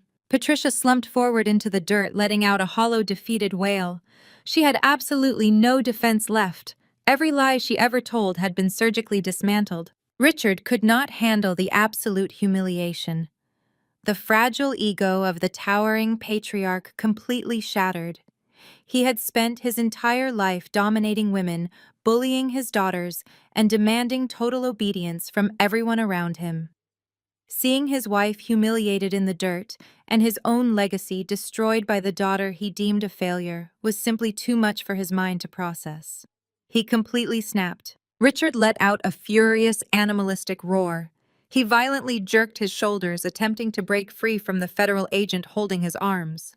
His face contorted into a mask of pure, unhinged rage. He ignored the federal rifles. He ignored the reality of his situation. He aggressively lunged forward toward the marble staircase, intending to physically intimidate me one last time, desperately trying to reassert his dominance by sheer force. "You ungrateful, disrespectful little brat!" Richard bellowed, his heavy boots tearing up the manicured grass as he charged forward. "I will teach you how to speak to your family." He did not even make it 2 steps. The federal response was instantaneous and merciless. The FBI agent standing nearest to the staircase did not hesitate. He immediately drew his yellow taser aimed squarely at Richard's chest and pulled the trigger. The loud, sharp crack of the electrical discharge echoed across the lawn. The twin prongs struck Richard directly in the torso. A massive surge of electricity coursed through his body. His furious roar instantly transformed into a strangled gasp as his muscles completely locked up. The towering, arrogant patriarch became completely rigid before toppling forward like a felled tree, crashing face first into the dirt directly beside his sobbing wife. Richard groaned, his cheek pressed against the damp soil, his body twitching uncontrollably from the electrical current. He looked absolutely pathetic, completely stripped of every ounce of the terrifying authority he had wielded over me since childhood. Patricia shrieked, scrambling away from him in sheer terror, her hands covered in mud. The remaining federal agents quickly swarmed the fallen patriarch, flipping him onto his stomach and securing his wrists with heavy industrial zip ties. He did not possess the strength to resist anymore. His massive ego had been physically and legally dismantled in front of the entire neighborhood. I stood on the marble steps, looking down at the 4 individuals who had made it their life mission to destroy me. Jamal was completely silent, his eyes locked on the grass, rapidly calculating exactly how many decades he would spend behind bars. Brittany was hyperventilating, her chest heaving as the terrifying reality of federal prison stripped away her influencer facade. Patricia was weeping into her dirty hands, aggressively mourning the loss of her credit cards and country club memberships. Richard lay paralyzed in the dirt. I turned to the special agent in charge, who was standing ready beside the lead transport van. "Process them all," I commanded, my voice carrying crisp and clear over the manicured lawn. "Execute the federal warrants for money laundering, wire fraud, extortion, and the bribery of public officials. Load them into the transports." The federal agents moved with aggressive, synchronized precision. They hauled Richard to his feet, ignoring his groans of pain. They grabbed Patricia by the arms, dragging her away from the center of the lawn. As they marched my family toward the waiting armored vehicles, the lead FBI agent began to loudly recite the words that would officially mark the end of their freedom. "You have the right to remain silent," the agent announced, his authoritative voice echoing against the stone facade of the estate. "Anything you say can and will be used against you in a court of law. You have the right to an attorney. If you cannot afford an attorney, one will be provided for you." The iconic warning. Something my family had only ever heard on television programs, from the comfort of their expensive leather sofas, was now their living nightmare. They were no longer the untouchable elite. They were federal suspects, completely stripped of their agency, their dignity, and their power. The high society guests, the very people my parents had desperately tried to impress with their stolen wealth, did not look away out of respect. They did the exact opposite. Dozens of wealthy socialites pulled out their expensive smartphones. The bright morning sun caught the glare of camera lenses as they actively filmed the brutal downfall of Richard and Patricia. These were the people who had attended my parents' lavish dinner parties, drank their imported wine, and eagerly participated in mocking my supposedly mundane existence. Now they were documenting the absolute destruction of their former friends, eager to share the scandalous footage with their exclusive social circles. Brittany noticed the cameras pointing at her. The golden child who had built an entire career on broadcasting a fake, luxurious life tried to hide her tear-streaked face from the lenses. She twisted her shoulders, attempting to shield her ruined designer dress from the digital scrutiny, but the federal agents held her firmly in place. She was experiencing the ultimate crushing irony. Her catastrophic downfall was being live-streamed by her own peers. The situation escalated even further as a deafening wall of sound erupted from the main road. The heavy wrought iron gates of the estate, which the federal convoy had left wide open, were suddenly flooded with blinding flashes of light.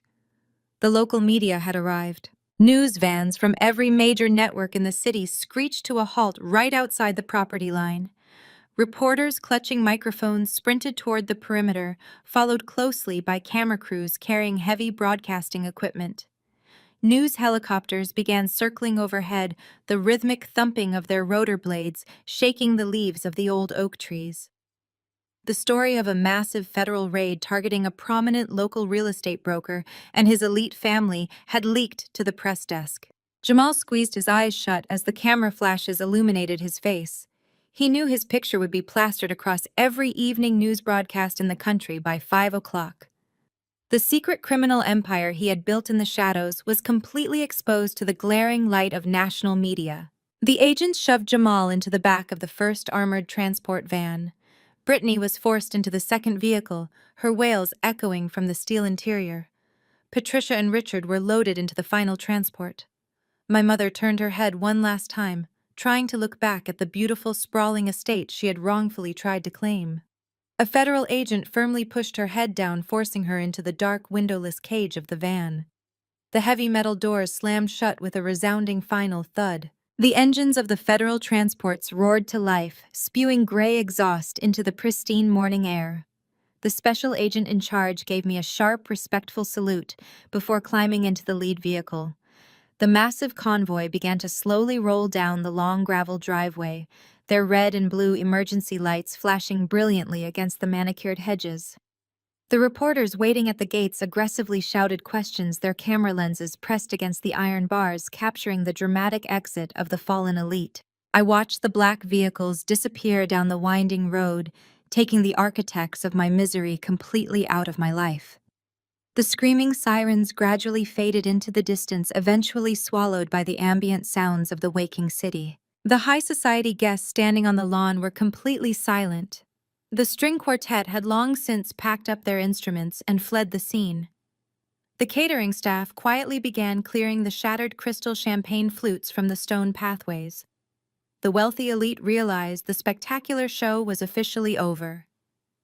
Without exchanging a single word with me, they hurriedly walked toward their luxury cars, eager to escape the radioactive blast zone of a major federal crime scene. Within minutes, the sprawling front lawn was completely empty. I stood entirely alone on the grand marble staircase of Grandfather Harrison's $15 million estate. I looked down at my hands. They were no longer bound by heavy steel handcuffs. They were no longer tied down by the toxic, crushing expectations of a family that only viewed me as an object to be exploited and discarded. I took a slow, deep breath. The crisp, clean morning air filled my lungs, tasting sweeter than anything I had ever experienced. The oppressive, suffocating weight that had rested on my shoulders for 33 years was completely gone.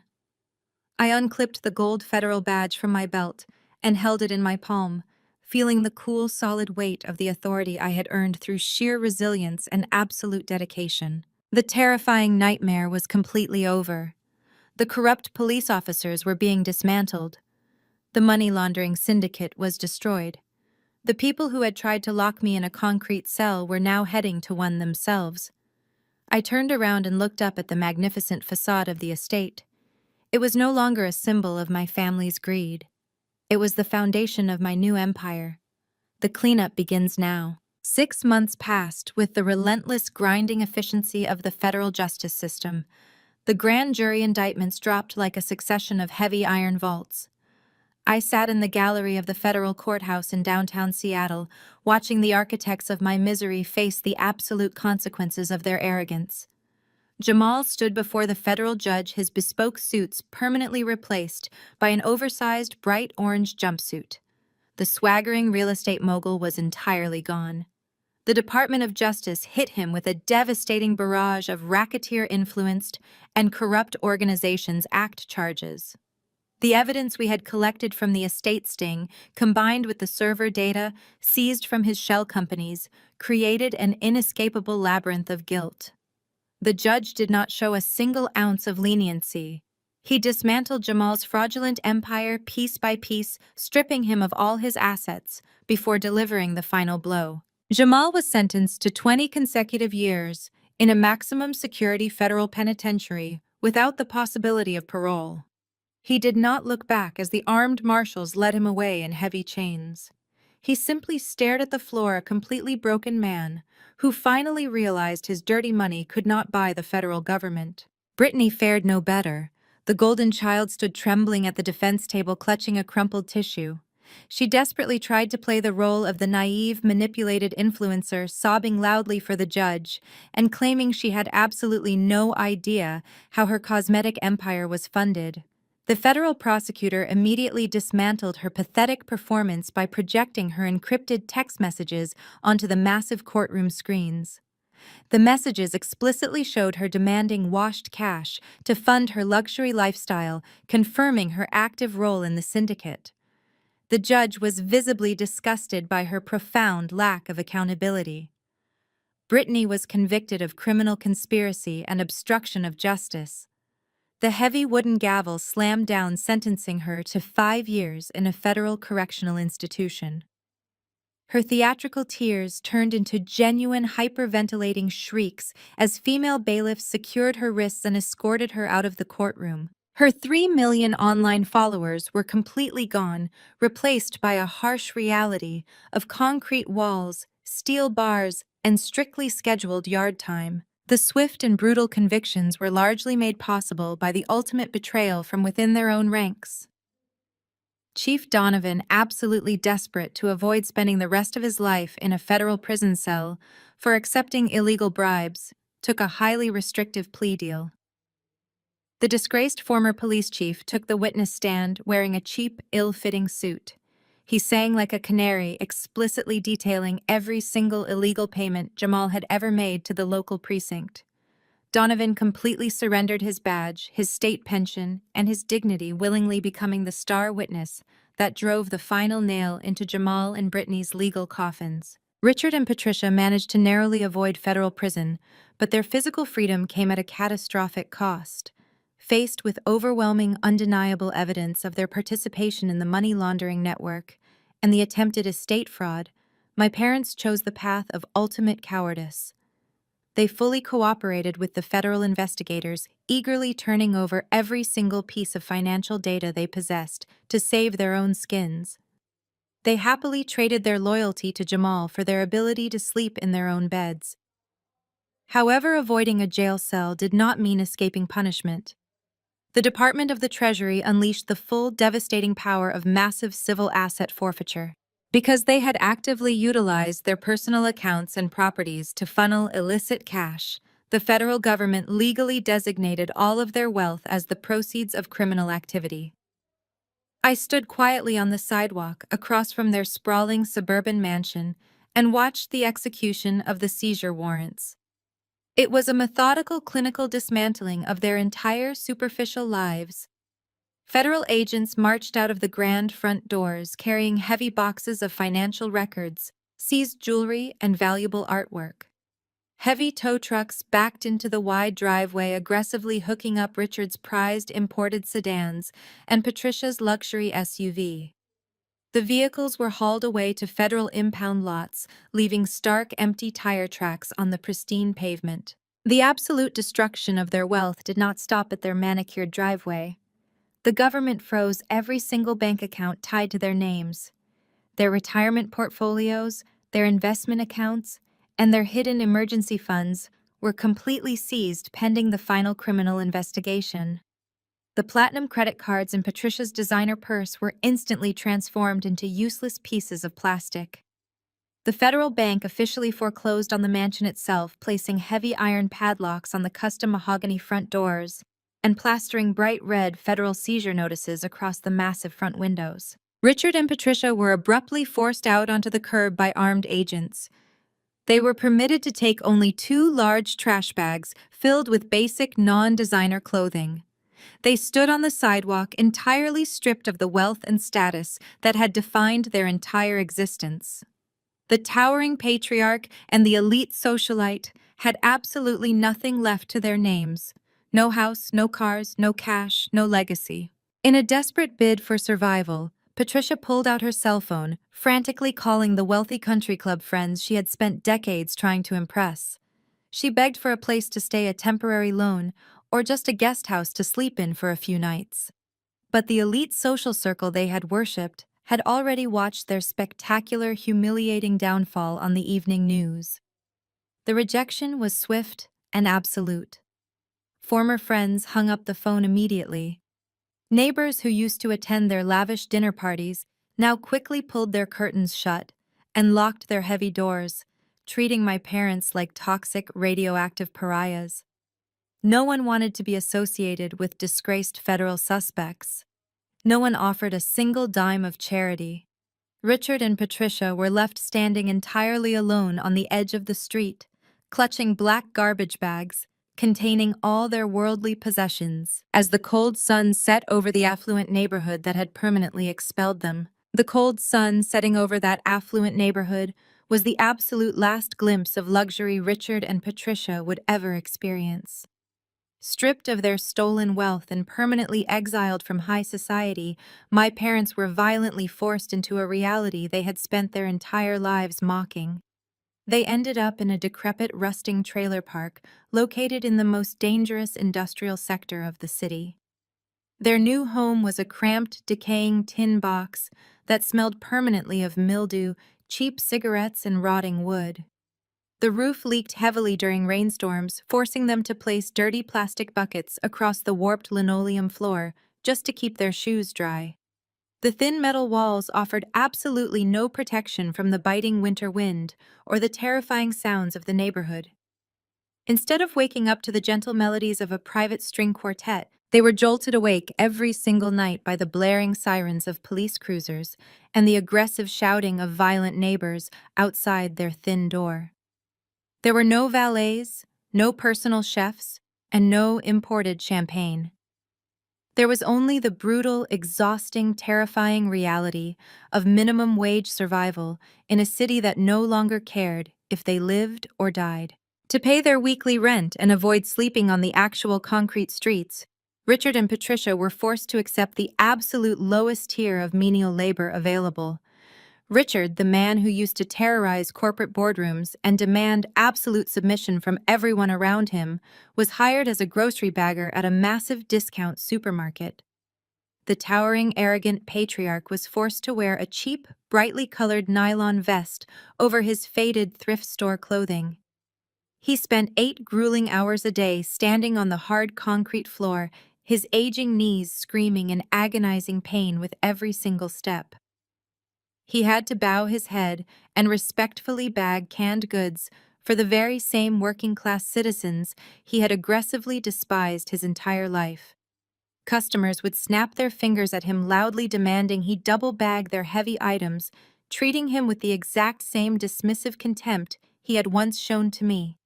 Every single time he had to force a polite, subservient smile and apologize to a rude customer, a massive piece of his fragile, inflated ego shattered into a million irreversible pieces. He was a broken man earning pennies to survive. Patricia suffered an equally devastating dose of poetic justice. The elite socialite who previously spent her afternoons attending exclusive charity galas and enjoying $1,000 spa treatments was now working the graveyard shift as a commercial janitor. She spent her nights inside a towering corporate office building, wearing a stained, oversized gray uniform that hung awkwardly on her frame. She was forced to push a heavy yellow mop bucket down miles of empty, echoing corridors. She spent hours scrubbing filthy toilets, scraping dried gum off the floors, and hauling massive dripping bags of rotting garbage down to the industrial dumpsters in the freezing alleyway. The harsh, toxic cleaning chemicals completely destroyed her hands. Her skin, once kept flawlessly soft by expensive imported lotions, was now deeply cracked, calloused, and constantly bleeding. Her manicured fingernails were chipped and permanently stained with dirt. She spent her nights scrubbing the pristine marble floors of the exact type of executive corporate offices she used to arrogantly strut through. It was the ultimate crushing irony. They were completely drowning in the exact same manual labor they had repeatedly accused me of doing.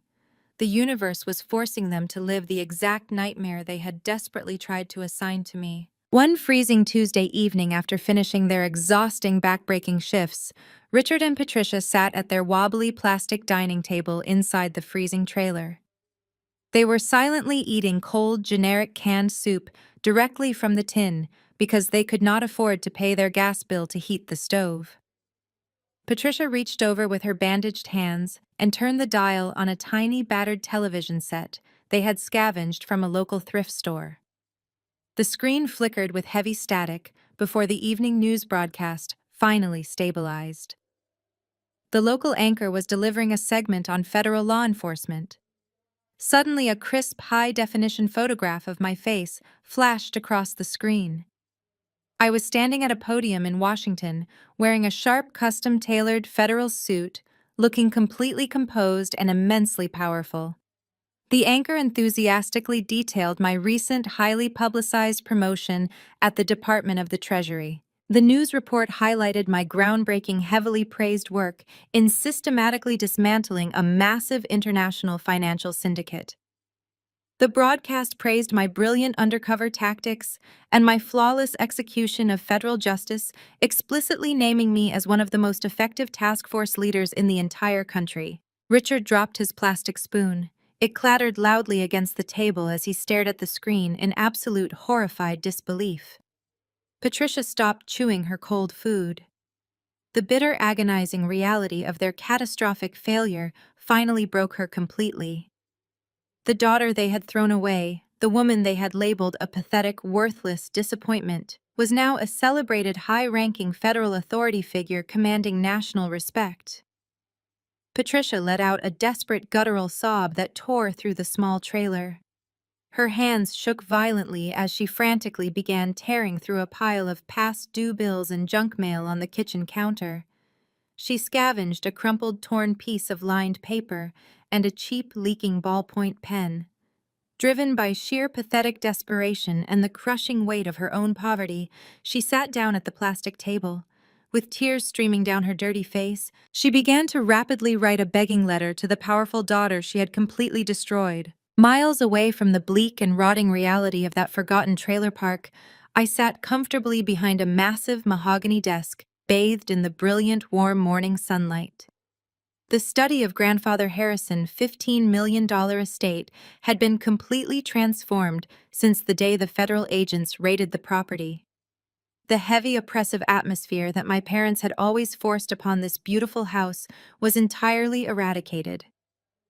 I had ordered the removal of their gaudy, status-obsessed decorations the very same week the federal asset forfeiture was finalized. In their place, I brought in clean, modern furnishings that breathed genuine life and purpose back into the sprawling architecture. The estate was no longer a hollow monument to extreme suburban greed. It was now the official, bustling headquarters of the Harrison Legal Aid Foundation. I had taken the massive fortune my grandfather deliberately entrusted to me and built a fortress designed specifically to protect the vulnerable. We employed a dedicated team of top-tier financial analysts, aggressive civil litigators, and seasoned forensic accountants. Our entire organizational mission was strictly focused on dismantling cases of familial financial abuse and aggressively prosecuting predators who targeted the elderly. Every single day, We took on complex legal battles for victims whose own flesh and blood had tried to exploit them. We froze fraudulent bank accounts, reversed stolen property deeds, and worked directly alongside the Department of the Treasury to ensure perpetrators faced maximum federal sentencing. My grandfather wanted his wealth to mean something real. Looking out through the massive bay windows at the manicured lawns where my legal staff was currently hosting a charity breakfast, I knew I had successfully honored his final brilliant request. The heavy oak door to my study opened quietly. My executive assistant, a highly efficient former paralegal named David, stepped into the sunlit room, carrying a stacked silver tray of the morning correspondence. He placed the tray carefully on the edge of my polished desk. David handed me a secure tablet containing the updated court dockets for our current active fraud cases, then gestured toward the physical mail. We received the standard influx of foundation donations and federal correspondence this morning, David reported in his usual crisp, professional tone.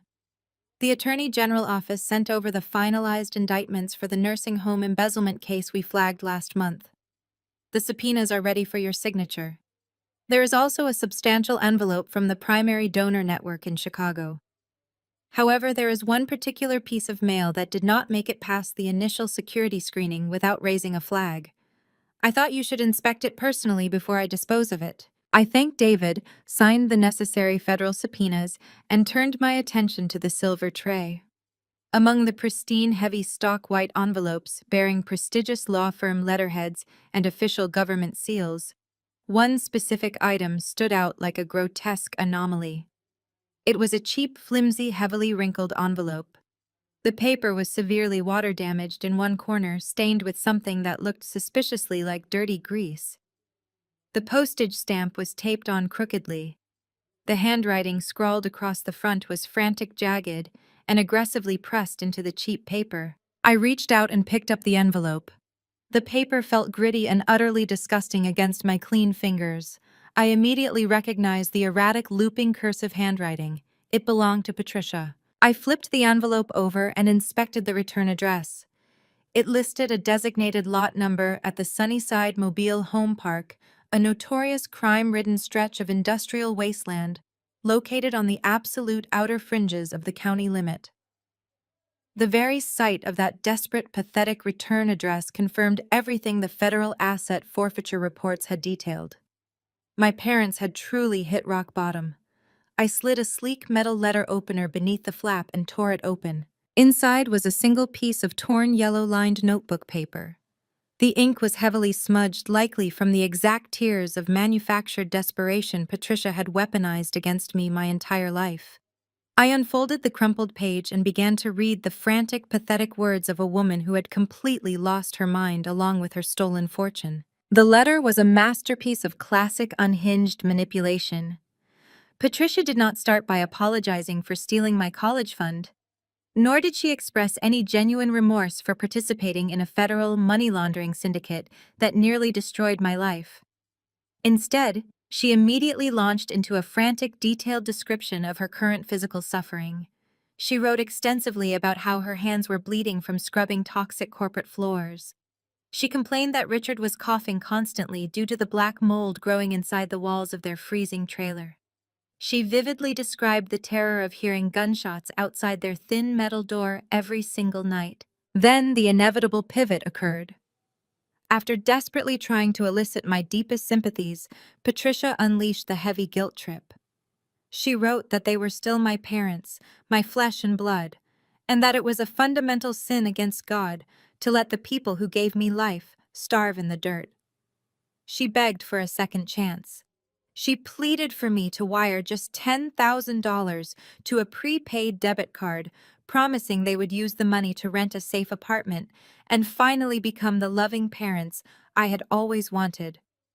She ended the letter by insisting that holding on to a grudge was poisoning my soul and that true healing could only come by forgiving my family and sharing my massive wealth with them in their darkest hour of desperate need. I finished reading the frantic, rambling signature at the bottom of the page.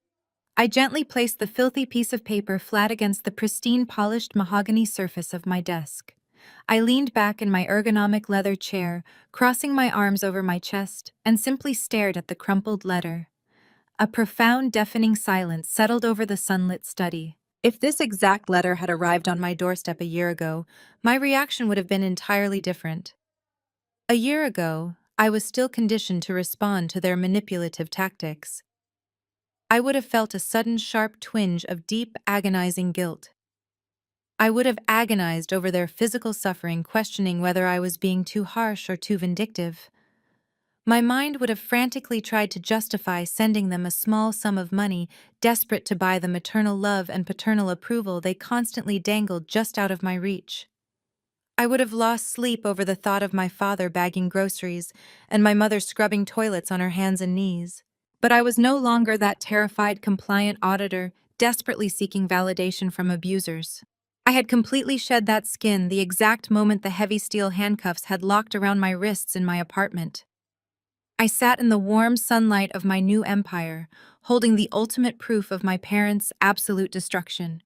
And I waited for the guilt to arrive. I waited for the familiar sting of familial obligation to strike my chest. I felt absolutely nothing. There was no sadness. There was no pity. There was no lingering desire to save them from the consequences of their own horrific criminal actions. The emotional void inside me was total, absolute, and incredibly liberating. My parents were completely dead to me, and their pathetic cries for help from the bottom of the gutter registered as nothing more than meaningless white noise.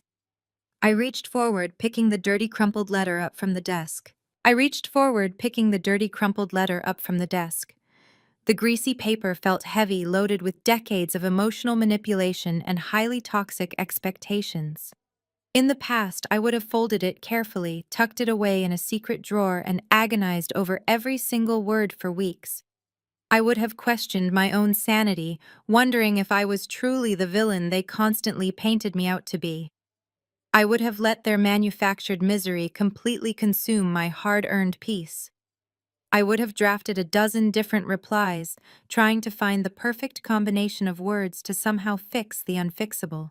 But not today, not ever again. I held the letter by its frayed edge, carrying it across the spacious office toward the heavy-duty industrial shredder sitting discreetly in the corner of the room. I reached out and turned the machine on. The powerful motor roared to life with a deep, satisfying hum, a mechanical beast waiting to be fed. Without a single second of hesitation, I fed the pages directly into the narrow slot. The sharp steel blades instantly caught the cheap paper, violently pulling it downward with a sharp grinding noise. I watched with absolute emotional detachment as Patricia's desperate pleas, her frantic apologies, and her pathetic demands for my money were methodically sliced into thousands of tiny, completely illegible shreds. The machine rapidly chewed through the final paragraph, aggressively destroying the signature of the woman who had happily tried to sell my future to a criminal. I dropped the water-damaged envelope in right after it. The blades ground the remaining evidence of my abusive past into meaningless confetti, mixing it with the discarded drafts of standard legal forms. I pressed the button to power down the shredder. The heavy motor spun to a halt, and the room fell back into a comfortable, secure silence. The past was permanently destroyed, leaving absolutely no trace behind. I walked over to the small beverage station resting on a polished credenza near the tall bookshelf. I picked up my porcelain mug, the smooth ceramic surface radiating a comforting heat against my palms. I took a slow, deliberate sip of the dark roast coffee. The rich, bold flavor grounded me perfectly in the present moment, a stark contrast to the cold, bitter soup my parents were currently enduring.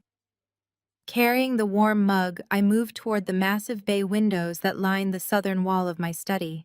I looked out over the beautiful, peaceful grounds of the Harrison estate. The morning fog had completely burned off by now, revealing a vibrant, flawless blue sky. The ancient oak trees cast long protective shadows across the perfectly manicured green lawns. In the distance near the stone fountain, several members of my legal team were seated around a wrought iron patio table. They were enjoying a catered breakfast, reviewing thick case files and passionately discussing new strategies to dismantle fraudulent corporate entities. They were brilliant, dedicated professionals, who shared my exact vision for a just world. They were the community I had deliberately chosen to build from the ground up. The estate was absolutely thriving, successfully transformed from a hollow monument of suburban greed into a powerful active sanctuary for true justice. Looking at the peaceful scene unfolding outside my window, a profound realization washed over me, solidifying everything I had learned over the past year. Society constantly feeds us the dangerous, pervasive narrative that we must always forgive our parents no matter what terrible things they do. We are repeatedly told that blood is thicker than water, that family is an unbreakable bond, and that we must endlessly tolerate profound abuse under the guise of familial duty. But those platitudes are nothing more than toxic traps designed to keep victims locked in a perpetual cycle of control and manipulation. People who demand blind loyalty solely based on shared DNA are usually the ones who need that blind loyalty to cover up their own horrific behavior. Family is not blood. Blood is merely a biological coincidence. Blood simply makes you related to someone by pure chance. True family is built on a solid foundation of absolute loyalty, unwavering respect, and fierce mutual protection. Family consists of the people who stand by you when you are struggling, not the ones who deliberately push you down the stairs and then eagerly demand you apologize for bleeding on their expensive shoes. My parents and my sister never viewed me as family. They viewed me as a convenient asset to be exploited, a silent scapegoat, to carry their shame, and an easy target for their endless insecurities. They were a highly infectious disease that had actively poisoned my life for 33 years. When a limb turns gangrenous, you do not sit down and try to negotiate with the infection. You do not wrap a clean bandage around the rotting flesh, pretend the agonizing pain is just a normal phase of life, and hope the deadly bacteria will miraculously decide to stop spreading. You take a surgical blade and you completely cut it off to save your life. You sever the dead weight so the rest of your body can finally survive and heal properly. Severing ties with Richard, Patricia, and Brittany was the ultimate amputation. It was a painful, terrifying, and brutal procedure, but it entirely cured the sickness that was aggressively destroying my future. I was no longer infected by their overwhelming greed. I was no longer paralyzed by their constant suffocating judgment. I was completely, wonderfully free. I took one final lingering look at the gorgeous estate grounds, letting the profound sense of security fill my chest. Then I turned away from the window and walked purposefully back to my heavy mahogany desk. I set my coffee mug down next to the silver tray. I reached out and picked up the thick, highly classified federal case file that my assistant had dropped off earlier that morning. I opened the heavy manila folder, my eyes scanning the dense text of the preliminary briefing. It detailed a massive, highly sophisticated elder fraud ring currently operating out of a major metropolitan nursing home network. Wealthy, arrogant predators were systematically draining the life savings of vulnerable citizens. They thought they were completely untouchable behind their shell corporations. They thought no one was watching them operate in the dark. They were about to learn a very painful, devastating lesson about federal jurisdiction. I reached for my favorite pen, my mind instantly shifting into sharp, calculating focus. I had a new mission to execute, a new criminal syndicate to aggressively dismantle, and a new group of innocent victims who desperately needed my protection. I pulled the first official subpoena toward me and firmly signed my name on the bottom line. Have you ever had to sever ties with toxic blood to save your own life? Share your story in the comments below. And remember, never let anyone convince you that abuse is just family dynamics. The story of Clara serves as a powerful testament to one of the hardest and most liberating truths a human being can learn. Blood does not automatically make someone family. Society constantly conditions us to believe that familial bonds are sacred and unbreakable, telling us that we are morally obligated to unconditionally forgive those who share our DNA. However, this ingrained narrative is frequently weaponized by toxic individuals to maintain their control and avoid any accountability for their abuse. Clara makes the ultimate realization that true family must be built on a steadfast foundation of unwavering respect, absolute loyalty, and mutual protection.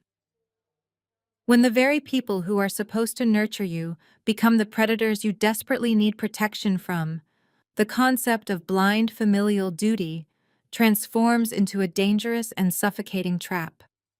Her empowering decision to shred her mother, corrupted letter rather than succumbing to manufactured guilt, illustrates a profound act of radical self-preservation. She teaches us that walking away from abusers is not an act of cruelty, selfishness, or betrayal. Rather, it is a deeply necessary emotional amputation. Just as a surgeon must sever a decaying limb to save the rest of the body, we must possess the bravery to cut off toxic relationships to preserve our own mental, financial, and emotional survival. We are never obligated to set ourselves on fire simply to keep our abusive relatives warm. By firmly rejecting the crushing burden of toxic expectations, we create the necessary space to build a chosen family, a vibrant community of people who genuinely value respect and uplift us. Taking back our power means redefining success and love entirely on our own terms. Evaluate the relationships in your own life today and find the courage to sever the ties that are quietly destroying your peace.